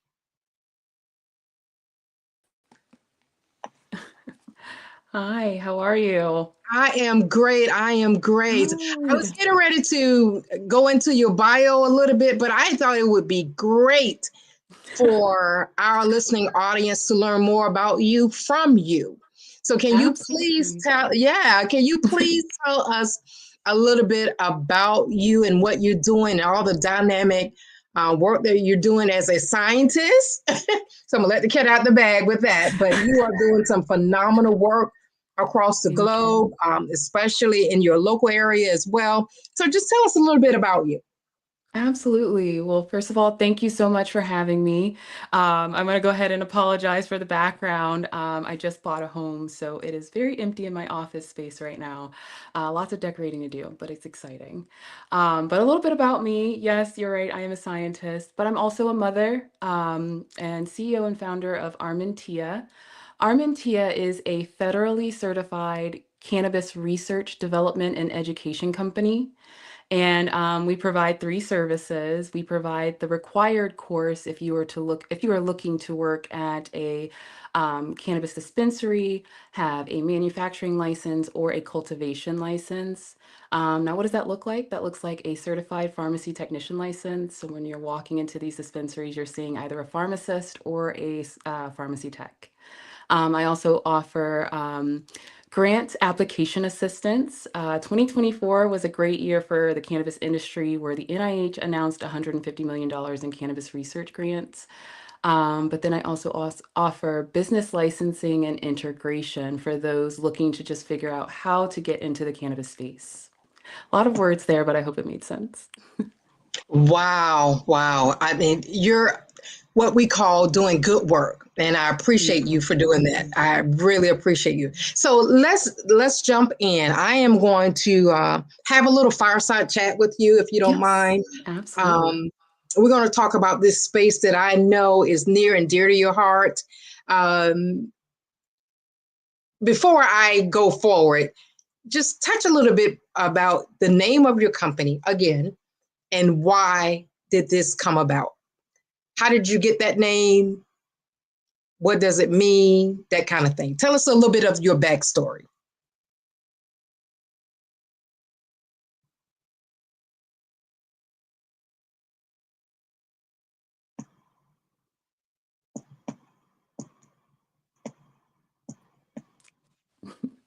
Uh-oh, there we go. There we go. Yay. Did you hear my question? I did not. I Okay. think I got it though. The name of my company and a little bit about it. Yeah, how did we get to that name? I know the story, but I love it when you tell it. Yes, absolutely. So, Armentia, I named my company after my grandmother. I was raised by my grandmother and love her so much. Unfortunately, she is no longer here with us, but I could think of no better name to name my company, especially in the cannabis space, in the cannabinoid space, especially as a scientist. A little bit about her. She was, we like to say, just a expert retail back in that day, right? So now that things are legal and it's very much so a medication, again, I could not think of any other better name than Armentia, and yeah, she was my best friend. So Yeah. I love that story. It's such a warm story now. Now, we've already set the tone that you are a trailblazer in your space, in your field. You are doing things that some of us only dream of. And it's tough. It's tough with what you're doing in the space that you're in. Tell us a little bit about some of the challenges that you face, in this lane, being a woman, Black woman, and you're doing cannabis research and education. And tell us some of the challenges that you've overcome, and how did you overcome these challenges? Great question. So, two challenges that come to mind right away is the translation, right? Making sure that as a scientist, I'm getting across to everyone to understand what's happening. Another challenge is, yes, being a woman in this space is not easy. No. And it's come with a lot of challenges. So I'll start there and I'll head back over to the science world. I was the first with an approved cannabinoid research proposal here, the first Black woman in Virginia, the first at Old Dominion University. So that's where I really got started and decided in 2020 to name my company Armentia. Right away, the challenges started with, not a lot of folks really wanting to talk on the topic, which is a lot of times coming up with a really good presentation helps. But then also academia not wanting to really acknowledge the industry. That is until here we are, 38 states, 3 territories in the District of Wow. Columbia later, where Wow. yeah, we've got universities recognizing cannabis bachelor's degrees. So yeah, Never saw that coming. right? Yeah, so it's exciting because there's so much history, but now it's time to really understand and then also know what you're putting in your body if you are going to use this product. So Right. And that's what I love about this particular platform, the Black Business Network and Black Business Olympics. We have these, I don't want to call them hard conversations, but we are having these conversations on this platform to let the world know what we're doing. We're not just sitting on the sidelines. We're not shrinking anymore. We're not hiding behind the curtain. We are blazing the trails, right? We're trailblazers. We're making it. Yes, that's the That's plan. obvious with you. And I really, really love what you're doing. Okay, so let's this is a great segue into my next question. Seems like collaborations is at the center of the work that you're doing, right? Amatia is doing some great work with some collaborations. Can you share more about your strategic partnerships that you have, like with some of the universities and the economic development in Virginia Beach, Virginia, which is in my area? Can you talk about strategic partnerships? How did those come about? I mean, you don't have to share the trade secrets unless you want to, but because strategic partnerships and collaborations that's the new currency. Yeah, it has always been the currency, but we're so afraid to partner and collaborate because we're afraid someone else is going to get more than what we have. Talk about your experience with that. Absolutely. So I learned right away with at ODU with that research, doing the research there. And that's Old Dominion University, right? Yep. Old Okay. Dominion University. So yeah, I apologize. I'm so used to saying ODU, I go real quick. But yeah, Old Dominion University, I learned right away to start going around to different departments. And that is just from learning or knowing about the plant, but then learning so many other facets, right? There's so many avenues. There are 120 different bachelor's degrees at ODU or at any major university. And I feel that cannabinoids fits in every one. Business. We want to know the ins and out and the proper way to do business. It's a very new industry. It's a very unique niche. CPA, there's different laws, there's banking, there's all of these things. So I started going around to those different departments and speaking with folks. And and then I learned, like you said, that powerful term collaboration and partnerships, because then that led to a conversation where I'm at Virginia Beach Economic Development and then becoming Cannabis Advisory Task Force board member, where Mayor Dyer had asked that, he put up a whole board for Virginia Beach so that he can understand the plant. That led to classes with the sheriff's department where they weren't afraid of the term. They wanted to know more. Like, hey, what are these laws coming down? What are these terms that are being used on the streets? That led to being at Senator Aaron Rouse. Amazing work that he is doing, and I was able to be there and be a part of that, and just hold that point. Hold that point. Sorry. I've heard you mention. Woo! I love it. Strategic partnerships, collaborations brings in decision makers, right?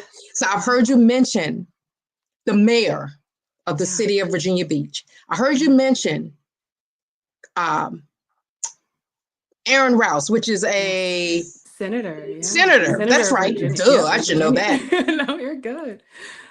That's amazing. You got their attention with the work that you're doing. Yeah. That's amazing. Because most of the time our politicians, sometimes our politicians, they stay away from those heated or sensitive subjects, sensitive industries, I call them, sensitive businesses. So sometimes they'll stay away from that. Yeah. No. But there's something you're doing that you are attracting them. But go ahead, continue. No, I love it. No, thank you. But I think it just revolves around education. I want to make sure that I'm education, but also understanding where I know I can go off on a science tangent and then, but you have to be able to make it make sense. So yes, I'll continue. So the next collaboration, after being at Cannabis Advisory Task Force Board, which has been an amazing experience, being Virginia Beach's cannabinoid hub was the next step. I was asked to be Virginia Beach's cannabinoid hub. I was given office space. Wow. Yeah, I mean, it moved quickly. Still feels surreal to this day. Everyone has been very supportive. And then the last collaboration was Roanoke College, the first and only university in Virginia to recognize cannabis bachelor's degrees. And my curriculum is being used. So it has been an amazing journey, and just that love and passion. I feel that's what I'm driving on right now. And then making sure that the education is there. Right. Yeah. I love it. I love it. A true trailblazer. I that's what I see. When I look at you, that's what I see and that's what I hear by your actions. I appreciate that. Absolutely. Because as we know, the cannabis industry is here to stay. This industry is here to stay. So let me ask you this. There are other people that are looking to get into this industry. They're probably starting out. They may want to have more education around this topic. You know, what advice would you give to those entrepreneurs or professionals interested in entering this space with you, the cannabis industry? You know, especially in a state like dear old Virginia. You know, what advice would you give to us or the Virginians or those people here in this space? Because this area is still evolving around this topic. Yes. Yeah. I would say my favorite term when I think of this question is strategic, right? It is still very new. Again, this industry is still very new, but you want to walk in with that mindset of best business practices, because it's too easy to try to put the term messy with this industry. Right. And I want to eliminate that completely. Right. Because change the narrative. yes. One of my first contracts was with Westminster Canterbury. I facilitated that contract, putting, and for those who don't know, it is a multi-million-dollar retirement living facility, putting cannabinoid products on the healthcare shelf.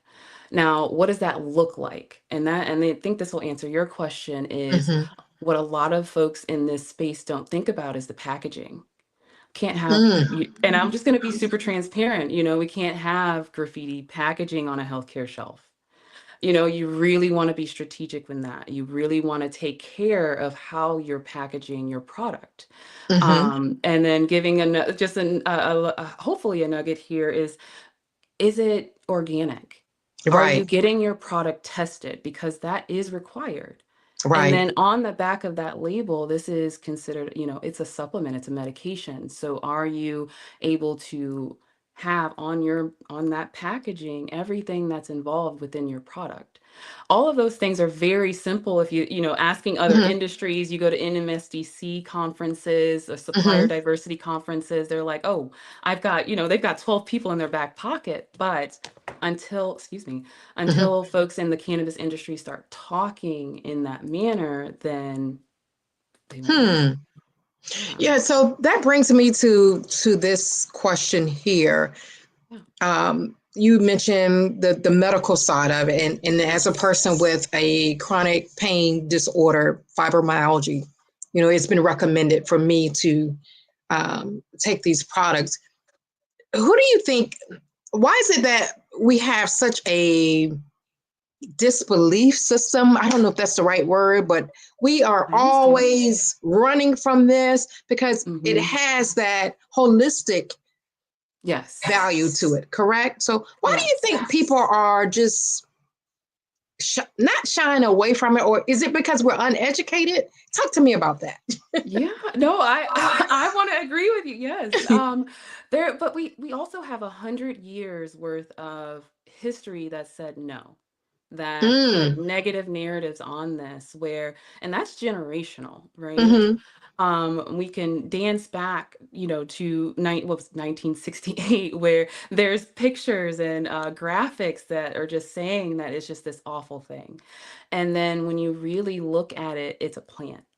And it's, now we're looking for other terms to make it, I guess, seem like it's not as bad, but it's never been bad. But my thought is that, too much of a good thing. I don't want anyone to take too much. I want you to know exactly what you need. So maybe there's that give and take of understanding, and yes, education. Absolutely education. Right. Yeah. Another example that I have is with CBD. Oh, I hear that term. I hear that phrase a lot. That's a hot term. folks fear like, oh, it doesn't do anything, or oh, it doesn't.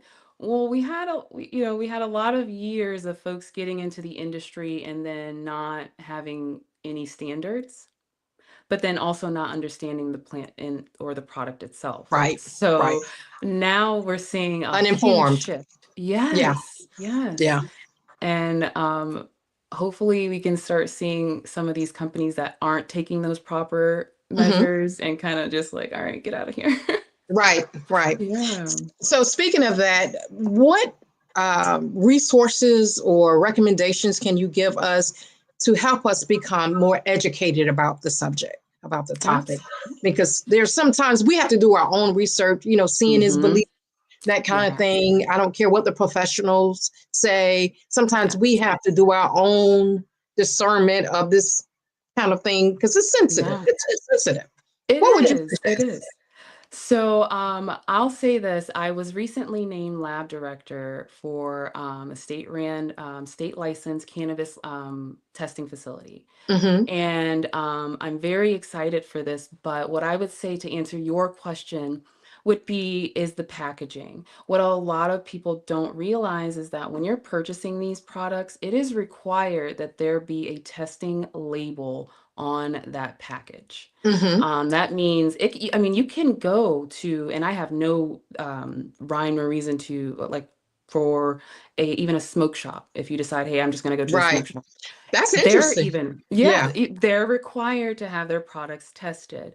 And there are some good players, some amazing ones here in this area, but they get their products tested. They're packaged properly. You can look on the back of the label, you know exactly what you're putting in your body, but you also can see what testing facility it came from and where it was tested.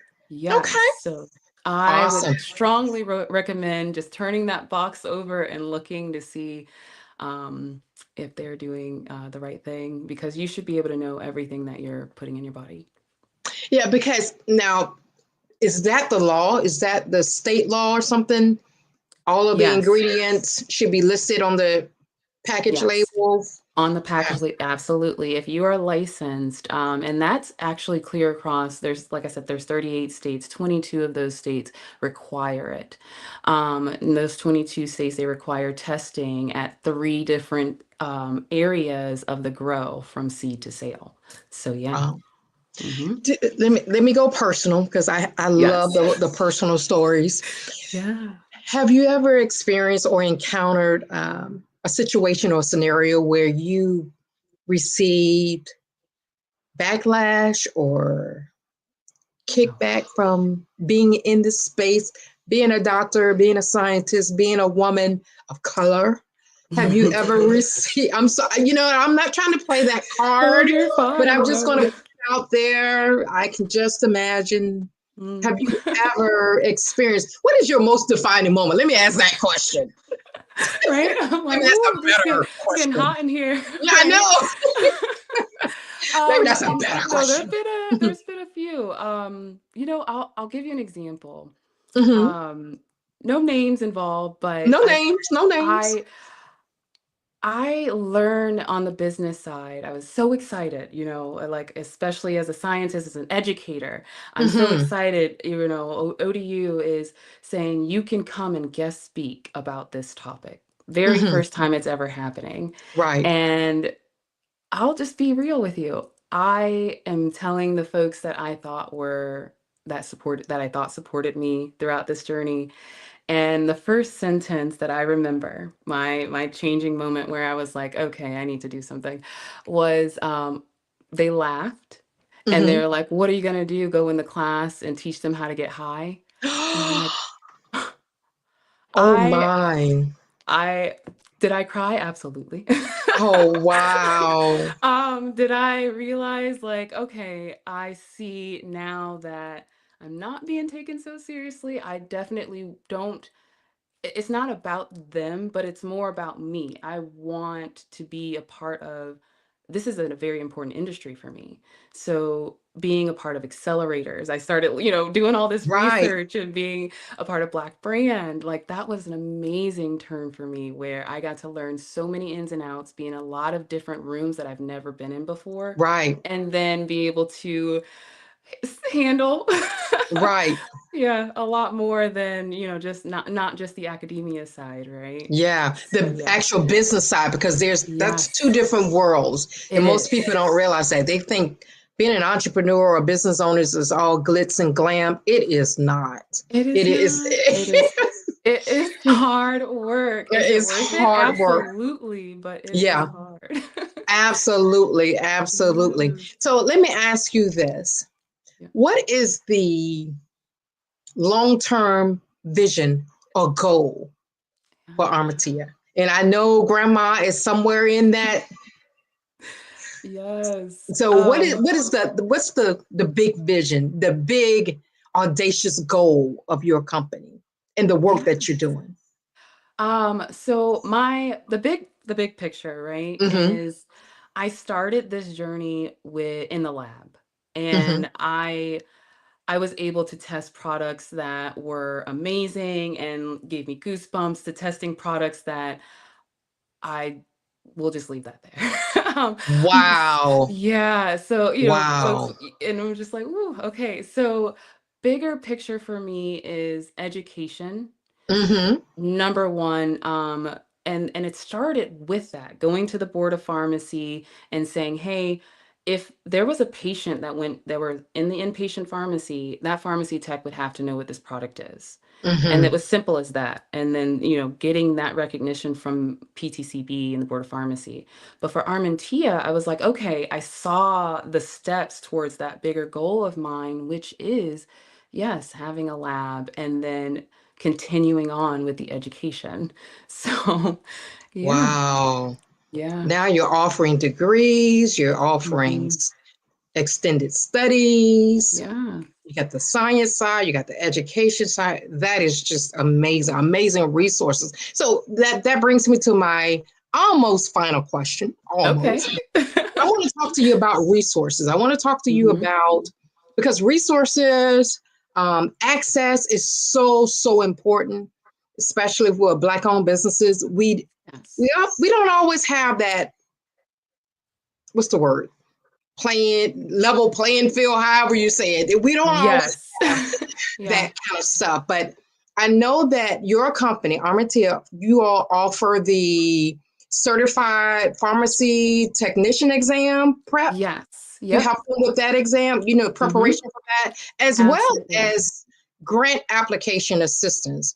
Mhm. How does these programs kind of impact the cannabis industry and local communities? Talk to us about that, because I consider those Yeah. as resources, Oh, access yeah. to help and Yes. support. How does Yes. that work? So for the certified pharmacy technician course, it is 5 weeks. It is a 5-week course. Now, the course is required if you are looking before you can take the national exam. What I love about becoming a pharmacy tech first, it is your foot in the door. When a lot of people don't know how to even, get a job at a dispensary, a medical dispensary, that is your foot in the door, because you have to have at least that certified pharmacy technician license. When it comes to grant applications, that's the fun part. That's when it gets fun, right? Where there are a lot of different areas where you can jump in. And what I love when folks are asking me, hey, I'm a chiropractor, and there's this grant that they're looking for under cannabinoid understanding when it comes to chiropractic care. Those things come hand in hand, because they have that expertise as a chiropractor, where I can come in and help them with the product that they need in order to conduct the research. So definitely anyone who has an idea or has seen a grant or an RFP, a request for proposals, that is out there, that I love helping with those things, especially with $150 million at play.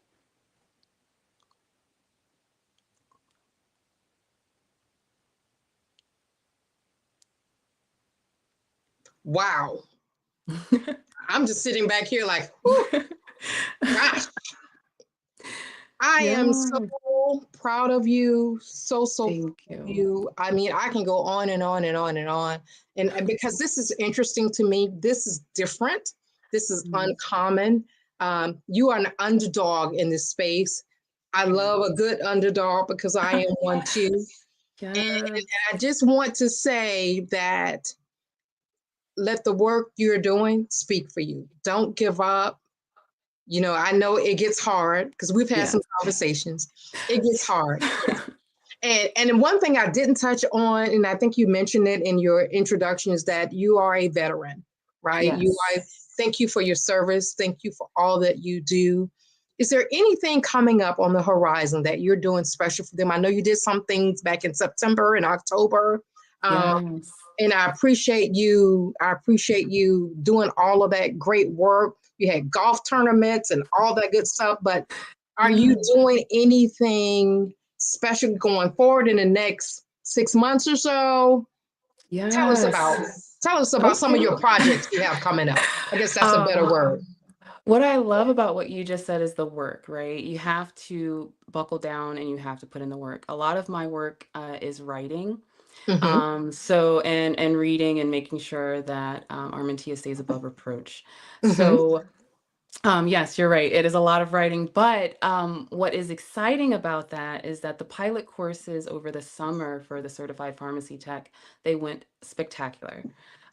Tweaking the curriculum and then now having a hybrid course with Roanoke College, still here in Virginia Beach, where you can still come in person.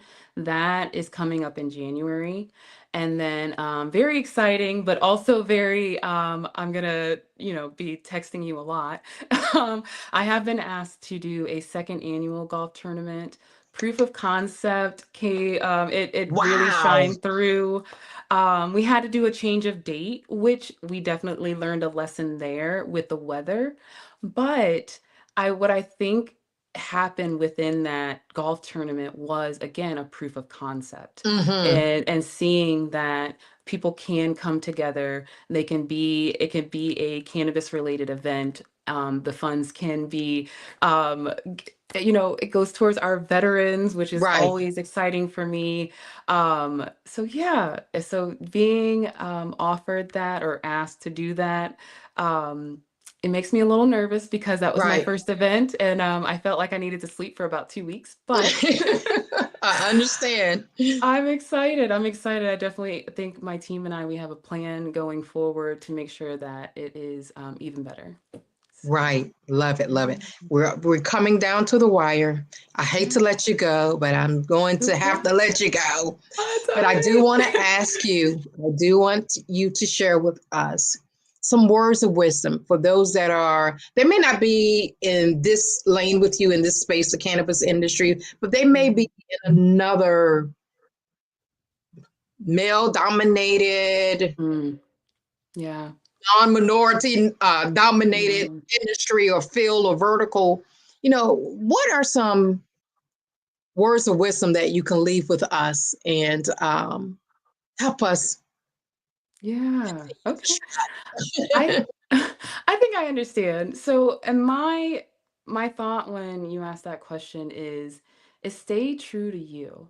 Like stay true to yourself, because I know I have enough passion for 3 people for this industry. But it can get hard. It can get really, you can get into some dark spaces or, in your mind, just listening to others a little too deeply, right? With your comparison, which is what I loved, is saying science and business are so different. I'll leave you with this example is I was sitting at a conference table and some words were said. And I naturally said, I was like, well, that's an intrusive thought. And we don't say those out loud. But I had to learn is that in a male dominated space, you can't let things if you have a goal, stick with it. Never stray too far from the truth that you lose yourself. And then just make sure that you're learning backwards, but living forward. You got to keep going, because that goal is bigger than where you're sitting right now, listening to someone who doesn't matter. Keep going. I love it. Nothing else needs to be said. That's a great way to close us out. Please let everyone know how they can contact you, get involved with what you're doing, follow you, all that good stuff. Absolutely. So it's armentia.com. You can create appointments. Armentia_001 for all social media handles, Instagram, Facebook, LinkedIn. Latanya Warren, very simple, scientist here for all social media. And then we're at the Hive. That's at 140 Independence Boulevard in Virginia Beach. Love the area, love the space, and would love to see you guys come in for our monthly free workshops that keeps you updated on all of the standards and the laws of Virginia. Love it. Awesome, awesome, awesome. Thank you so much for sharing your expertise with us. We hope you will come back and join us for another great conversation or presentation, more education. Yes. We appreciate you all. Thank you, everyone, for joining us. It takes time. It takes time. It does. Yeah. Thank you so much, my friend Latanya Warren. I appreciate you. My name is Nikki Curry. Yes, my name is Nikki Curry. And remember, genius is common, and I will see you on the other side. Right.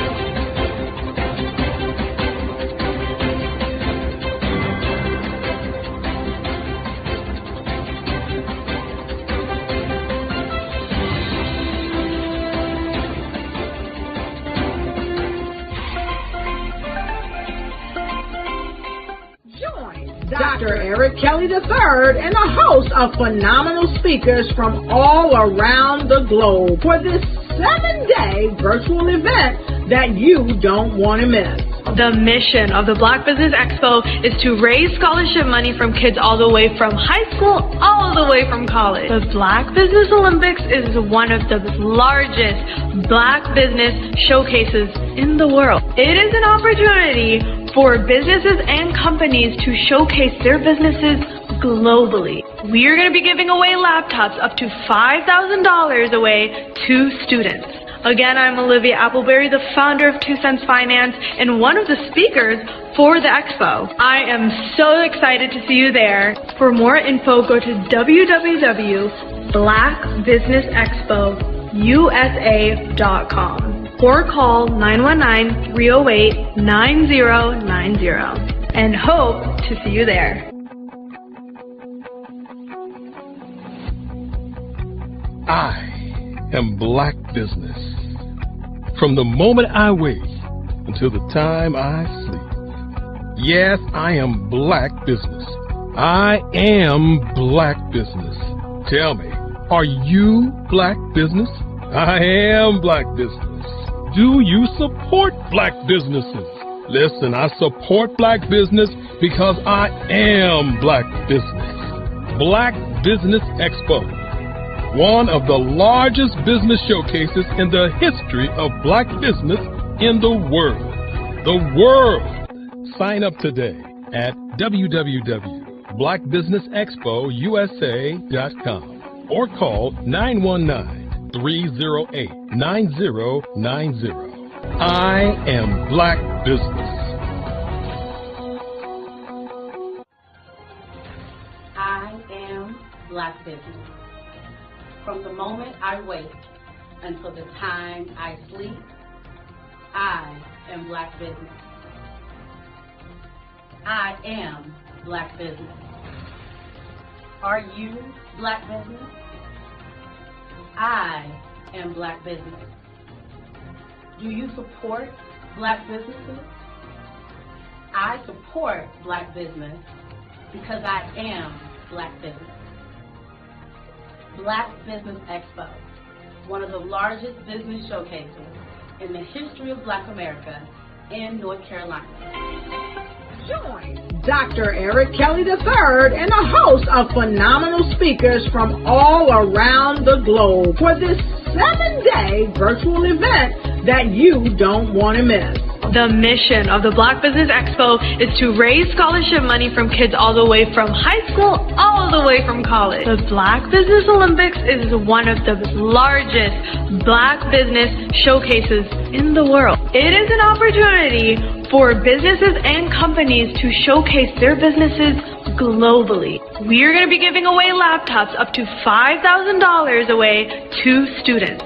Again, I'm Olivia Appleberry, the founder of 2 Cents Finance and one of the speakers for the expo. I am so excited to see you there. For more info, go to www.blackbusinessexpousa.com or call 919-308-9090 and hope to see you there. I am Black Business. From the moment I wake until the time I sleep. Yes, I am Black Business. I am Black Business. Tell me, are you Black Business? I am Black Business. Do you support Black businesses? Listen, I support Black business because I am Black Business. Black Business Expo, one of the largest business showcases in the history of Black business in the world.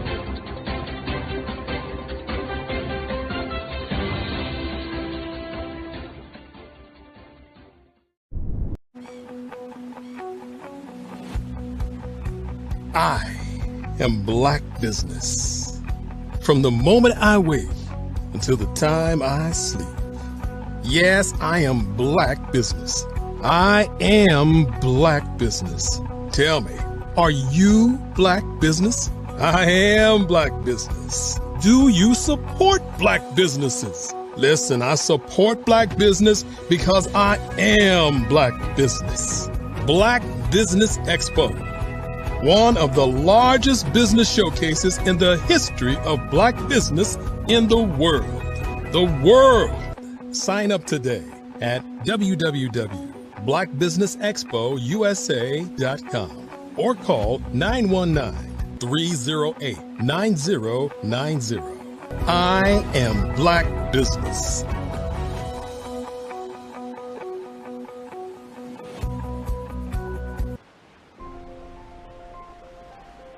What if you could build your own city? A place where every child can find nurturing people to help them achieve their full potential.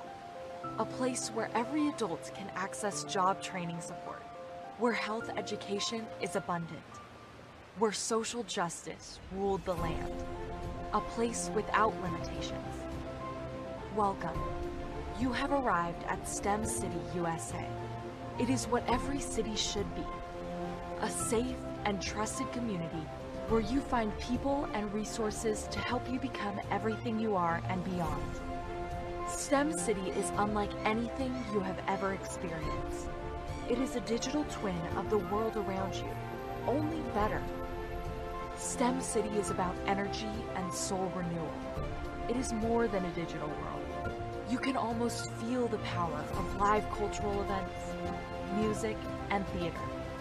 STEM City promises a better future for children with caring mentors and hands-on activities with dedicated tutors to support our youth.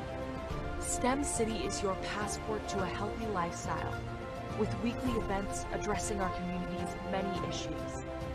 STEM City is your financial well-being with helpful information on wealth management, career advancement, job training, and so much more. STEM City is the community you deserve. It is the city where your dreams can come true. STEM City USA, a place in the sky that is accessible to all who reach for the stars.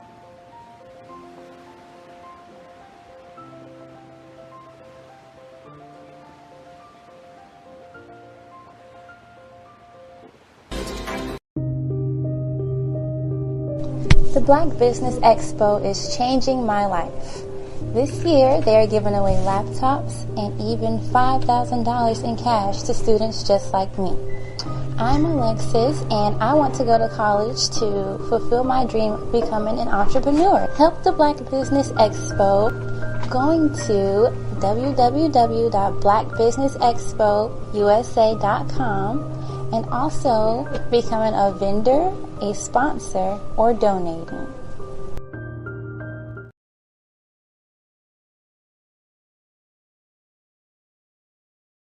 In today's competitive market, standing out is essential. 5-Star BDM, led by visionary Grant McGaw, offers the key to unlocking your brand's true potential.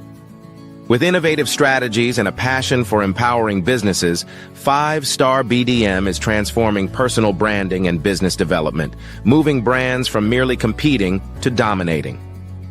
At 5-Star BDM, we revolutionize personal branding by crafting authentic identities that enhance visibility and influence. Our Brave Blueprint drives measurable results, ensuring a return on investment through tailored strategies. By integrating artificial intelligence and advanced methodologies, we provide your business with a competitive edge in the digital age. Grant McGaw brings over 20 years of leadership experience with Fortune 500 companies.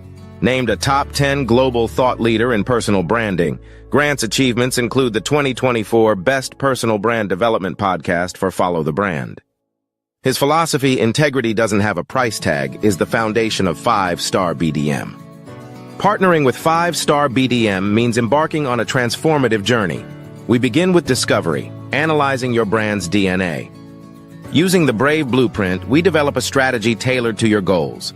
Our support continues through implementation, training, and ensuring long-term success with AI-driven insights and real-time adjustments. Our impact is evident. A healthcare tech firm experienced a 300% boost in brand recognition and 75% sales growth in 6 months. Entrepreneurs report increased customer retention and new revenue streams. Diverse companies like Black Business Expo USA and Akaba World Network have become industry leaders through our guidance. Join the movement and elevate your brand.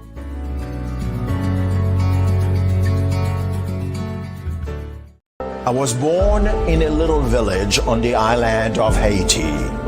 Many deadly diseases pounded me. It is as if they were on a mission to end my existence on this earth. I refused to give up. In 1983, I left Haiti and came to the United States of America.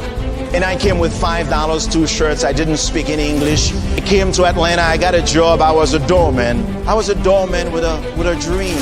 What I used to do, I used to come on stage. I'd rehearse this moment that I'm standing in front of you. That's the power of a dream. Maybe today is the day you begin acting as if you already have it. And then step out with full force. Take a risk. No condition is permanent. Don't let your situation distract you. You are chosen. You are called. You are born for a purpose in this life.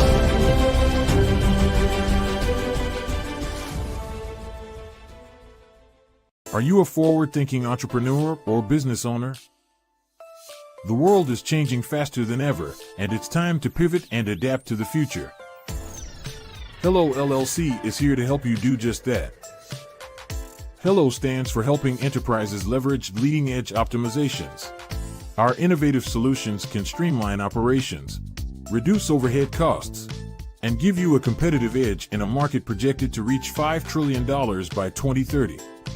By pivoting to the metaverse, businesses can tap into a rapidly growing market that is projected to be a significant part of daily life for 25% of Americans by 2026. As a full digital metaverse agency, the Hello LLC can help you create custom solutions to streamline operations, increase productivity, reduce costs, and drive brand recognition. Why should you pivot to the metaverse with the Hello LLC?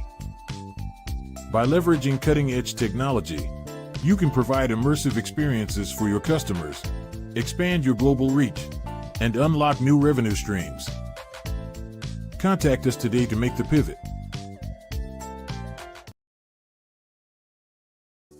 Follow the Brand TV broadcast host, Grant McGaw, as he visits with top executives and entrepreneurs to find out their secrets of success with their personal brand. Follow the Brand TV broadcast host as he focuses on brand development to build better relationships, bring value to your business, relationships, and career. You will enjoy listening to each episode that is tailored to speak to you directly. If you're looking for this type of clarity in terms of building your brand, you have tuned into the right station. Each episode will help you to shape a conversation in the 5-star BDM network of 20,000 professionals and become a springboard for your corporate engagement and business opportunities. Each guest will frame their story in the areas of personal branding, business development, career development, financial empowerment, and technology innovation. Grant McGaugh explains why he is the CEO and owner of his own professional career. Grant is an accomplished business leader and entrepreneur who wants to give back to individuals to grow their personal brand strategy. Tune in as he weaves his story about new possibilities, while to you exceed expectations. If you love storytelling, this show will make for fun. Sometimes you got to hear the news from the Black perspective, and more specifically, Black publishers. And that's exactly why you have to download the HeyTie app, the largest mobile app delivering breaking news, videos, and podcasts from 200 of your favorite Black publishers. Yes, 200 Black publishers delivering news as it happens, literally all in one app. Go to HAYTI.com or download the app in the Google Play Store or Apple App Store. It's completely free, along with information that you can trust, so go check them out. Did you know women represent just 3% of Fortune 500 CEOs and less than 15% of corporate executives at top companies worldwide? Have you wondered what the secrets are to getting into the top ranks, whether in the private or public sector?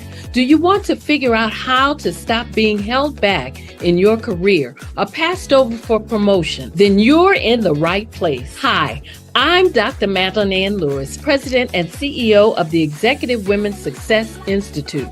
I have decades of experience in the military, the federal government, and corporate America, and my mission is to help women succeed and tap into their full potential. I want to reach 1 million+ women around the world to become the leaders they are meant to be. So if you want to move into a management or executive level position, or maybe you are a female veteran transitioning out of the military into business entrepreneurship, then reach out to the Executive Women's Success Institute at 301-693-3284. Let us get you on the fast track to success.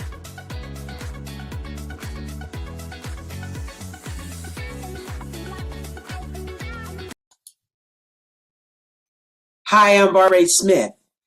Genius is common. My genius is executive coaching and professional corporate training.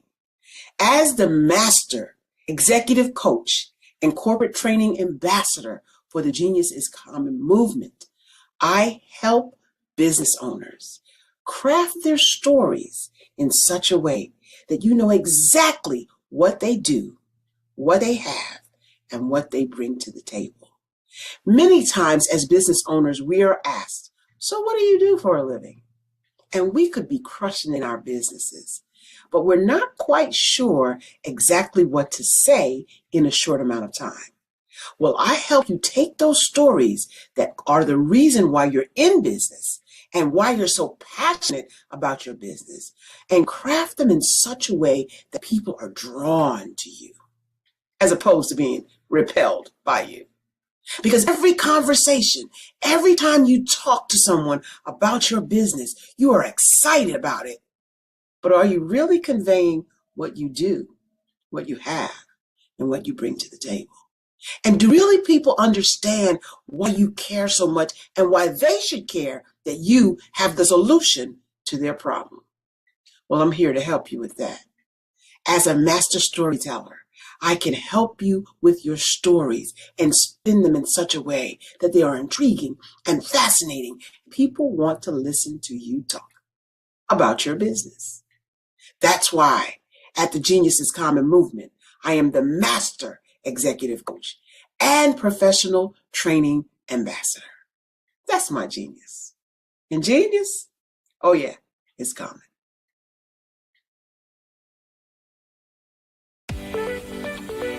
You are in the right place at the right time.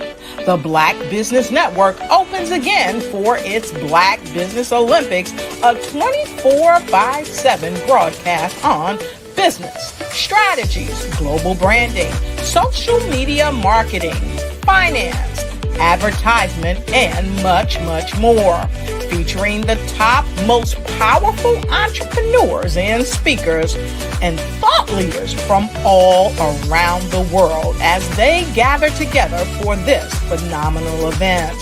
Join the Black Business Network streaming live into the metaverse, STEM City, USA, Black Multiverse, Pod TV, Roku, Hulu, iHeartRadio, Apple TV, YouTube, TikTok, Instagram, Google Podcasts, Facebook, LinkedIn, IBM TV, Spotify, and Twitch.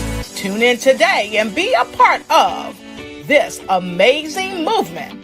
The Black Business Olympics welcomes you.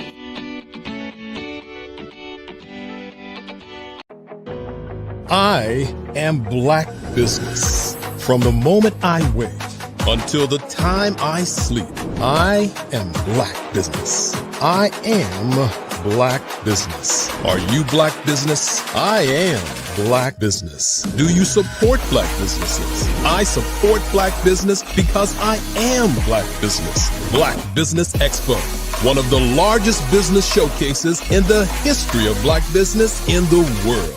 Sign up today at www.blackbusinessexpousa.com or call 919-308-9090. I am Black Business. Artist to me is a creative expression of something from nothing. You know, it explodes onto the canvas, or it explodes on in my work. One of the things that I try to do more than anything is I try to just give the lines and the movements and emotions and the expressions into what I do. Art really means to me a chance to express how I feel deep down inside. Most of my art begins as a thought that I might have, you know, whether it's sports, whether it's history, whether it's a woman or a man. It pretty much starts as an idea of thought before I get into the actual image of what I'm going to draw. I do a lot of historical pieces. I was a history minor in college, and I love to do history pieces. And a lot of times I'm thinking about history, and then I try to make that history impact you as you look at it. That's one of the reasons I do pictures so large. People ask me, why do I do pictures so big? And I tell them, I want the piece to impact them as they're looking at it, to kind of dominate them, dominate their space.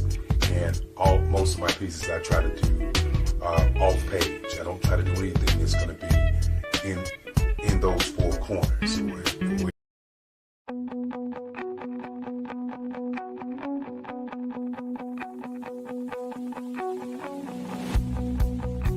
I am Black Business. From the moment I wake until the time I sleep. Yes, I am Black Business. I am Black Business. Tell me, are you Black Business? I am Black Business. Do you support Black businesses? Listen, I support Black business because I am Black Business. Black Business Expo, one of the largest business showcases in the history of Black business in the world. The world! Sign up today at www.blackbusinessexpousa.com or call 919-308-9090. I am Black Business. I am Black Business.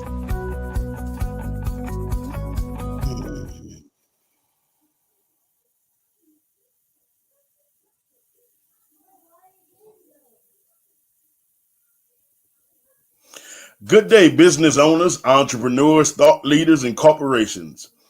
Welcome to the Black Business Network. My name is Corey Levier, and I am your business moderator for this session of the Black Business Network. The Black Business Network is a 24-hour business network showcasing Black businesses, business owners like yourself, entrepreneurs, thought leaders from all over the world. We have speakers from North Carolina, London, Singapore, Africa, Japan, and cities all over the United States. The Black Business Network is a global community sharing business knowledge to empower, inspire, and educate businesses about business. Today we have with us Brandy Hubbard. She is an executive manager with American Classic Agency and has been a licensed life, health, and annuities agent for over 24 years. Her mission is to be an agent of change. Right? She's also a mentor for the Black Brands Women Who Lead program, and she also hosts free financial and wellness workshops throughout Hampton Roads, Virginia, and other parts of the United States. Brandy, are you there?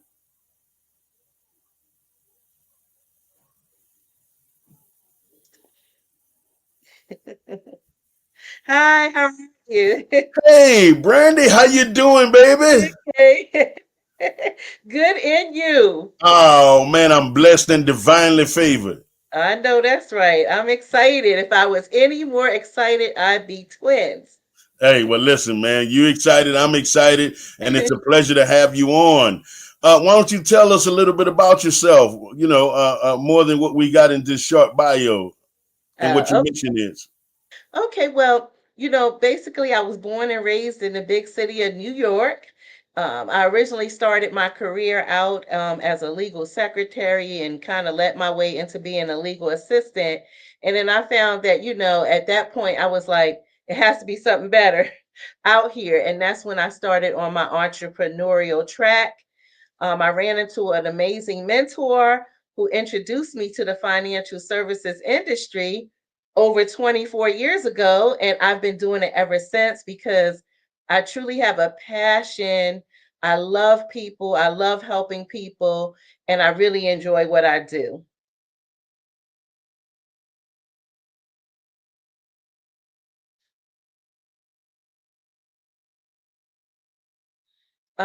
Also, if I need to add more to that, I basically hold free financial workshops as well in the Hampton Roads area. I love being a part of Black Brands Women Who Lead program. It's very fulfilling because, once you've gotten to a point where you had some type of success, you want to help others. And I just really love helping women to get on that journey. And Black Brand is doing some amazing things. And the Women Who Lead program has really been so fulfilling. On 2025 is coming up. What is some of your advice, just in your field, as a professional in your field? What is some of your advice for Black business owners and potential entrepreneurs in the United States moving into 2025?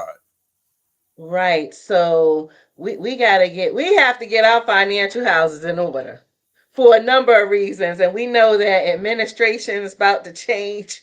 That's one main reason, right? But my motto for 2025 is, let's all strive to thrive in 2025. And a part of thriving is getting that financial house in order. And in order to do that, you want to make sure you have a foundation. You want to learn, some different tips and strategies on how you can get that financial house in order. And, we want to, especially as an entrepreneur, right? There's so many of us out here who know what it's like to be an entrepreneur. Many of us have questioned it, right? Do I really want to do this? But of course, my passion and my drive keeps me, in the game. But we really have to prepare for our future. We need to make sure we have some funds, right? Saved so that for that rainy day or if anything happens, you never know what could happen in your life. And you want to be prepared for that. So you want to set a foundation where you can build that financial house and make sure you have that in order. Absolutely. So, Brandy, for the sake of continuity, I'm going to ask you that question again, but I'm going to rephrase it. Okay, you ready? Mm-hmm. So, we have a new year coming up, right? And I want you to, in a nutshell, repeat what you just said. But we have a new year coming up. What is it that entrepreneurs and Black business owners across the United States should have on their minds right now? Well, number one, what are your goals for 2025? Are you going into 2025 blindly? Do you have a business plan in place? Are you trying to grow your business by 20%, 30%? Do you need to add more staff so that you can take your business to the next level? You know, what have you done to prepare for 2025? We don't want to go into 2025 blindly, right? So have we written down our goals? What is going to help us to accomplish those goals? What type of support system do you have in place, right? That's going to help you to reach those goals. And more importantly, what type of visibility are you getting for your business? You know, are you networking? Are you being on such wonderful programs like this that's going to help you to get your name out there, right? So that people even know that you exist. You can't be a secret agent, right? Absolutely not. Absolutely not. So, what are the brass tacks? A lot of people struggle with the complexities of commerce and business. But what is the foundation? What is it that you have to have in order to even begin to build your financial house moving into a new year? Well, if we're speaking from, you know, my line of work, right? I always talk to people about, you know, making sure that they have the foundation of a financial house, which in my, you know, which from my perspective would be, what type of life insurance do you have in place? And I really want to elaborate on that because so many people have misconceptions about life insurance. So many people have the wrong perspective about life insurance, especially in communities of color, because what we mainly been taught is that you just should have enough insurance to bury yourself. When in reality, life insurance is a vehicle that can really help you to create generational wealth. You know, we've been taught all of these bad things about it, like we don't want, you know, we don't want to benefit from somebody's death. Nobody should want to benefit from somebody's death, right? We're not looking at it that way. What we're looking at is being prepared properly for when the unexpected happens, right? Right. So What I normally tell people when I'm having this conversation is it's not even about being prepared for death. It's about being prepared for life. Would you agree?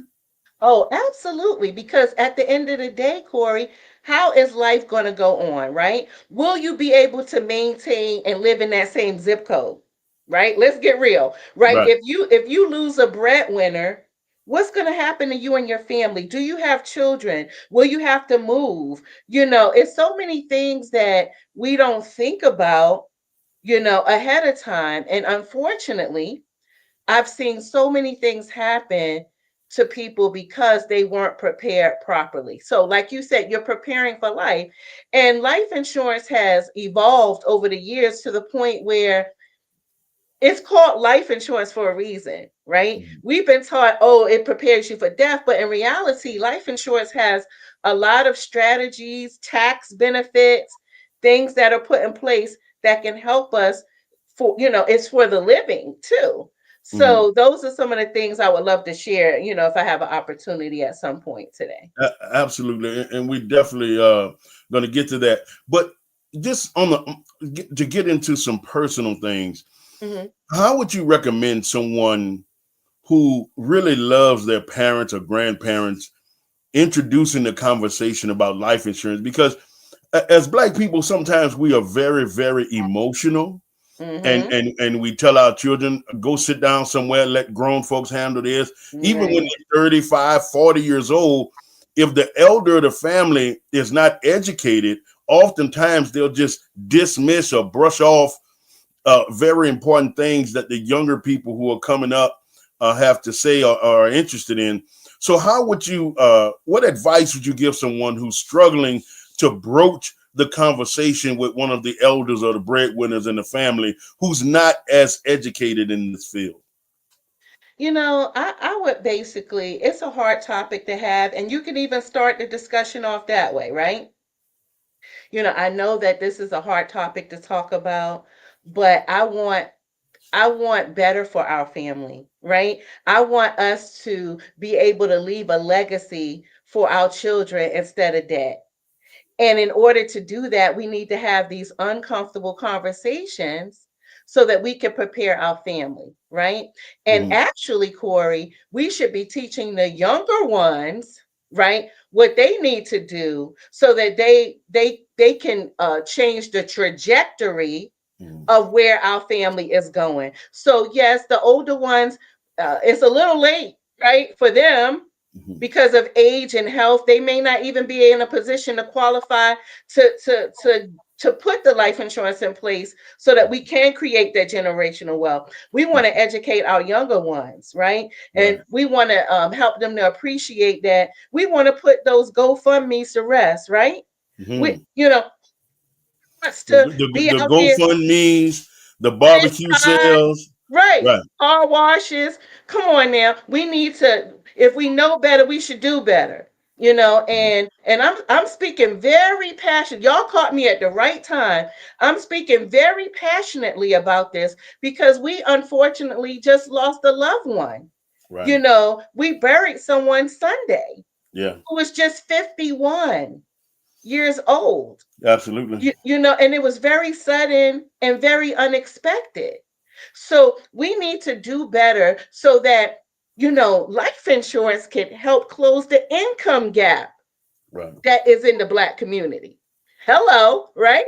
And Absolutely. not only that, sometimes we tend to think that, what's the word I want to use? Caucasians, right? Right. Okay. Might be doing better, but it's because they put things in place. They weren't automatic millionaires. Somebody in their line and their family lineage said, look, this is what we need to do in order for our family to be okay. So when you think about it, Corey, let's say if we knew better years ago, and let's say even my mom or your mom had a not even $1 million policy, but even a $250,000 policy, could that have changed your life? Definitely would have changed my life. Absolutely. So 250,000 could maybe help you start a business that you always wanted to start. Maybe it could have helped you to send your kids to an Ivy League college, or maybe it could have helped you to be a first-time home buyer.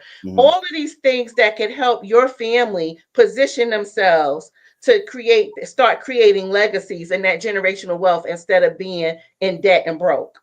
Absolutely. So that's a great segue into my next question. So how does an individual know how much life insurance they need? What are some of the factors that needs to be considered? That's a great question because, it's so funny. I had a young lady I was speaking to recently who said, I'm overinsured. So I said, now I know just from being in this business for so long that what she thinks is overinsured is probably way below what she really needs. Absolutely. So I was like, well, I said, it's funny you should say that. I said, well, how much insurance do you have? And she says $100,000. And I'm like, $100,000, so of course I got to approach it, tactfully. Right. But I'm like, you're a homeowner, you have your own business, you have children and grandchildren. Yeah. How do you think $100,000 is being overinsured? What are you trying to, are you trying to leave a legacy? You know, are you trying to make sure that life is better for your children and your grandchildren? Like, what kind of mindset do we have? Because typically, and this is at minimum, you would want at least 10 times your income. So even if all you're making is 20,000 a year, you still need $200,000. Okay. Right, Okay. of coverage, right? That's a great point. And I want to make sure that people heard us. You said whatever your income is now, even if it's at zero, you want 10 times your income. So if you're not making any money, you still want at least $10,000 worth of life insurance, right? What's your human value, right? What is your human life value? That's what I like to say. We're all worth something, right? You know, Yeah. what would happen if you did not come home tonight? What would happen to your family if you did not come home tonight? You know, some people just don't think about that. A lot of us, even though we know, you know, death is imminent, we just feel like it's just not going to happen to us. Right. Or it's just not going to happen to us anytime soon, right? And unfortunately, in the wicked world that we live in, with all of these school shootings and, you know, even all the stuff that was happening where you couldn't even go to Walmart without something breaking out, you know, you just never know, you know, being in a car accident, all of these things can happen. What if you're in a car accident, get extremely hurt and don't die, but can't work? Now that costs even more. You know what I'm saying? Like, what are you going to do then? You know, a lot of people don't prepare for disability. Disability is one of the biggest reasons that people go into foreclosure. Right. Because they don't have the proper plans in place to help them be protected. Absolutely.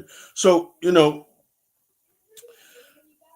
it's part of, or it should be part of financial education, life insurance, right? But a lot of people that I talk to say that, okay, well, I don't know who to talk to. I don't know what to do to educate myself. So imagine that we're talking to every young Black business owner, elders. We're talking to all 40 plus million of our Black brothers and sisters here in the United States of America. How would you tell them, right, from the lowest level to the highest level, to begin the process of educating themselves for those who, because we want to make sure that we reach the right people. For those who don't have any experience, don't have any knowledge, but heard this conversation, where would you tell them to begin to educate themselves so that they can have a first person perspective?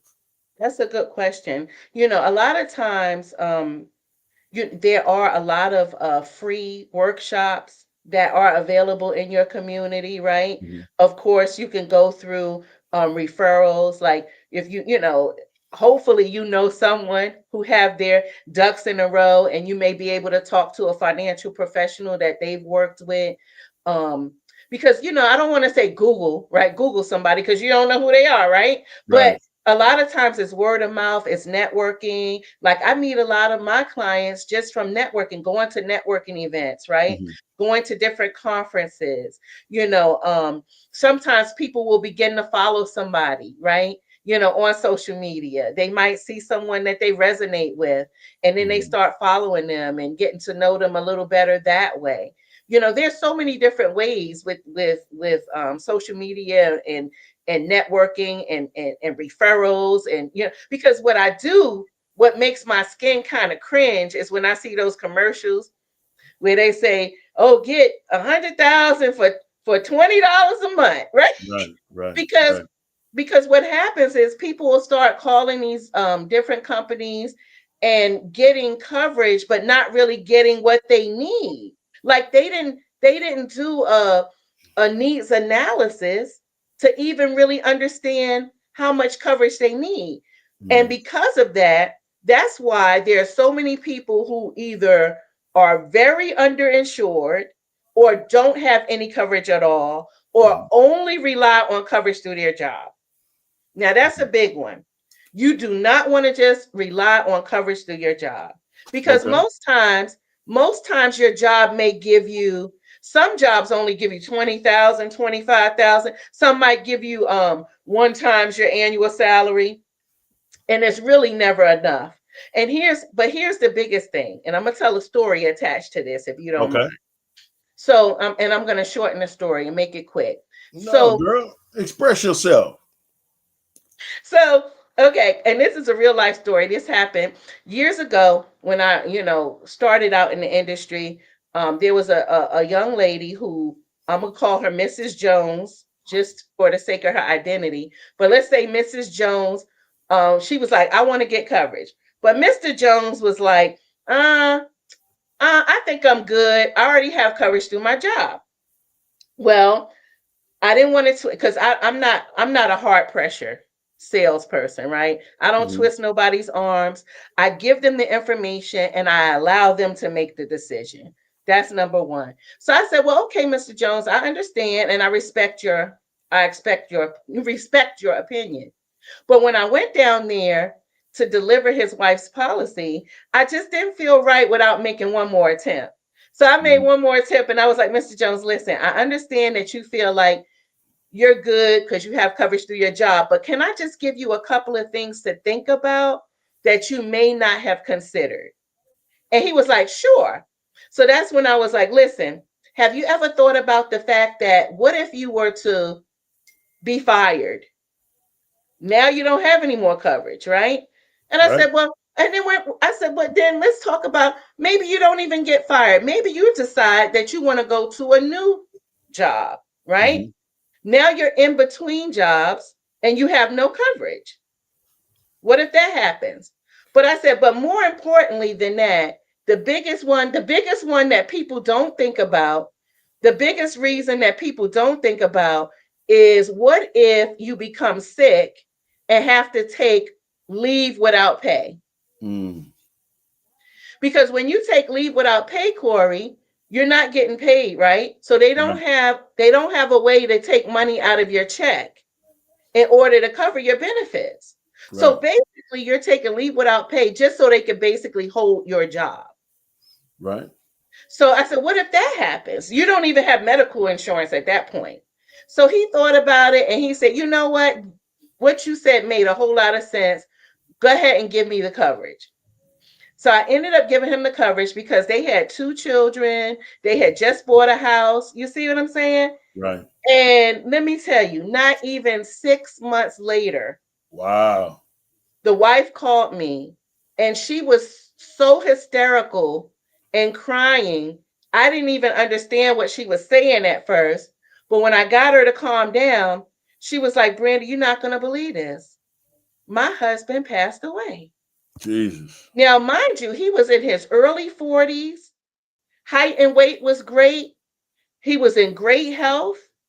But out of nowhere, lymph node cancer took his life. Now, had he not had the coverage that I gave him, he wouldn't have had anything because he eventually went on what? Leave without pay. Right. So she was so grateful. She was like, if you didn't give him this coverage, we wouldn't have nothing right now. Me and my kids would have to sell this house because I can't afford to pay this mortgage by myself. So many things would have been different. And of course, this money can't give me my husband back, but it at least gives me enough peace of mind financially that I could, just figure out where. She can mentally be there for her children. That's very important. Right. You see, what I've found is that people who are going through tragedy, right, a lot of times they mentally check out, especially if they don't have the resources they need in order to just live life on a daily basis. They mentally check out and they're of no use to anyone around them. Exactly. So, just having that option, I can imagine just having those few extra thousands of dollars or whatever, her policy was. I can just about imagine how much relief and how much better it made her feel that, hey, listen, my kids don't have to uproot and move to add to the loss of their father. My kids don't have to worry about what we're going to eat to add to the loss of their father. My kids don't have to worry about going to school with bad clothes on or not looking good to add to the loss of their father. So I think, what you're saying is very important. Corey, go ahead, you preaching, Corey.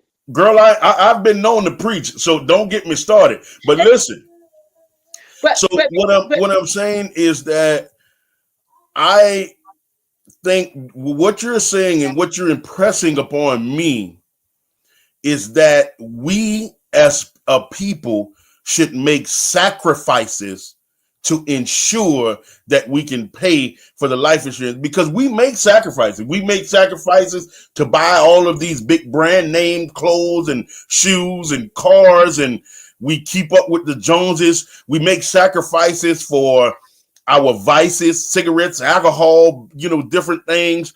But what you're saying is that we should make the necessary sacrifice wherever it needs to be cut from in order to begin and establish life insurance, or to continue and increase the value of our life insurance policies. Would that kind of be what you're saying? You preaching. See, I love it. Absolutely, Corey. Yeah. Absolutely. Because, some people say, well, I can't afford it. Yeah. You just said people find money for what they want, don't they? Oh. They'll tell me they can't afford it, but then next time I see them, they got on name brand shoes and I've seen our people perform miracles going after what they think is important. Okay, but just before I forget, so it will not slip my mind. Mm-hmm. Think about it. With everything you said was spot on, right? Mm-hmm. But think about protecting our kids, right? Because I'm gonna tell you, they say that's one of the worst things, right? Is to lose your children. Yeah. And there are so many children that are not protected. And you see a lot of GoFundMe's go up because parents did not have coverage on their kids. Here's two things I want you to think about. Of course, we never want to lose our kids, right? No. First, right? No. But in the event we did, most jobs, and I can almost say all jobs, only give you what? 3 days to grieve. Right. 3 days. After 3 days, you're on leave without pay, if they even give you that, or you're expected to be back to work after 3 days of losing a loved one. What if that's a child? So I try to help people to appreciate, you want coverage on that child. For one, so you don't have to do a fish fry or car wash, right? Because you've already had an emotional devastation. We don't need a financial devastation on top of that.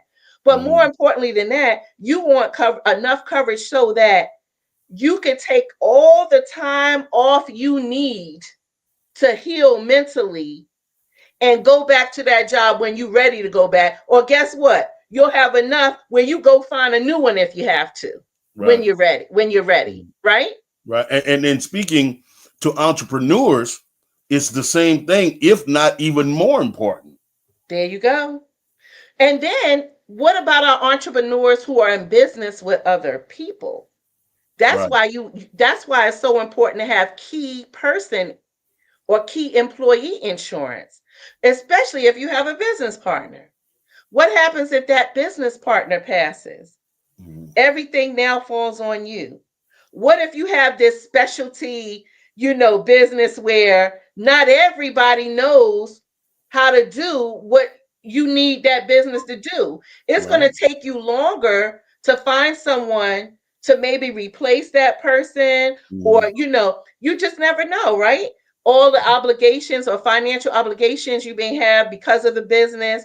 There's so many small businesses out there who don't have the proper coverage or have a business succession plan in place so that if something like that happens, their business can keep functioning. Right. And I have no idea what the statistics are, but I'm very sure that has happened a lot here in America with Black entrepreneurs. I'm certain of it, because a lot of times it'll be 10 laborers and one expert. And if the expert falls, nobody knows what to do moving forward. And that's another Black business that has to shut its doors and people move on to other things. But,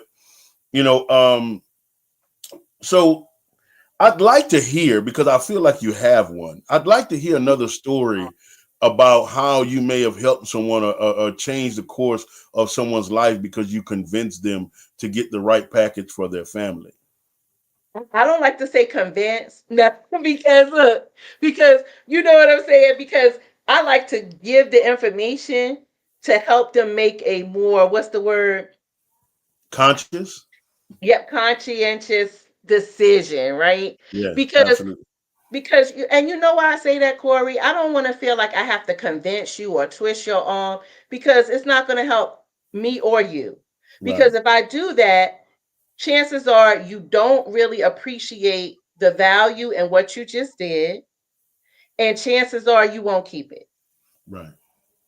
So my job is to try my best to educate you enough so that you make a good decision, right, for you and your family.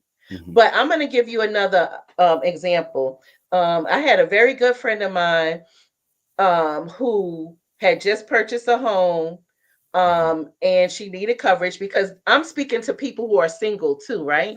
Because a lot of times you'll hear single people say, well, I don't really need it. I don't need life insurance because I don't have a spouse, I don't have kids, I don't have nobody to leave it to, right? Well, number one, you still have to be buried. But more importantly than that, we have what's called living benefits on our life insurance, right? So, of course, you care and love yourself. So this way, we have policies where, God forbid, you're diagnosed with cancer, you have a heart attack, a stroke, your kidneys fail, all of these different ailments, you're able to actually get a portion of your death benefit while you're still living. So I'm going to say that one more time. Say that again, because I think that's very important. I'm not talking about cash value. I'm not talking about none of that. I'm talking about the ability to get a portion of your death benefit while you're still living. So I'm making that point because this young lady, a good friend of mine, had purchased the life insurance, and unfortunately, and she didn't have the policy. She only had it for like 3 months. And she came down with breast cancer. Wow. And she was like, I don't know what I'm going to do, because she started chemo. The chemo was making her terribly sick. She had used up all her what they call PTO, paid time off. So basically she had to go on leave without pay, and she was so stressed about how she was going to be able to pay her mortgage and her bills. But then I had to remind her. I was like, girl, you don't remember you have that life insurance. So she was like, well, I've only had it for 3 months. And I was like, I got you. She was able to actually file a claim because she was diagnosed with the cancer, and she was able to pull money from her death benefit. And I want to say it was maybe around $15,000 or so. But to only have a policy for 3 months and to be able to pull $15,000, she was beyond excited, because at that point, she was able to take those funds and pay her mortgage and all her other bills and be able to focus on getting better. So that is another story that touches my heart. She was so scared she was going to lose her house, but by having that protection in place, she was able to do what she needed to do. Absolutely. Brandy, I think I've run out of time.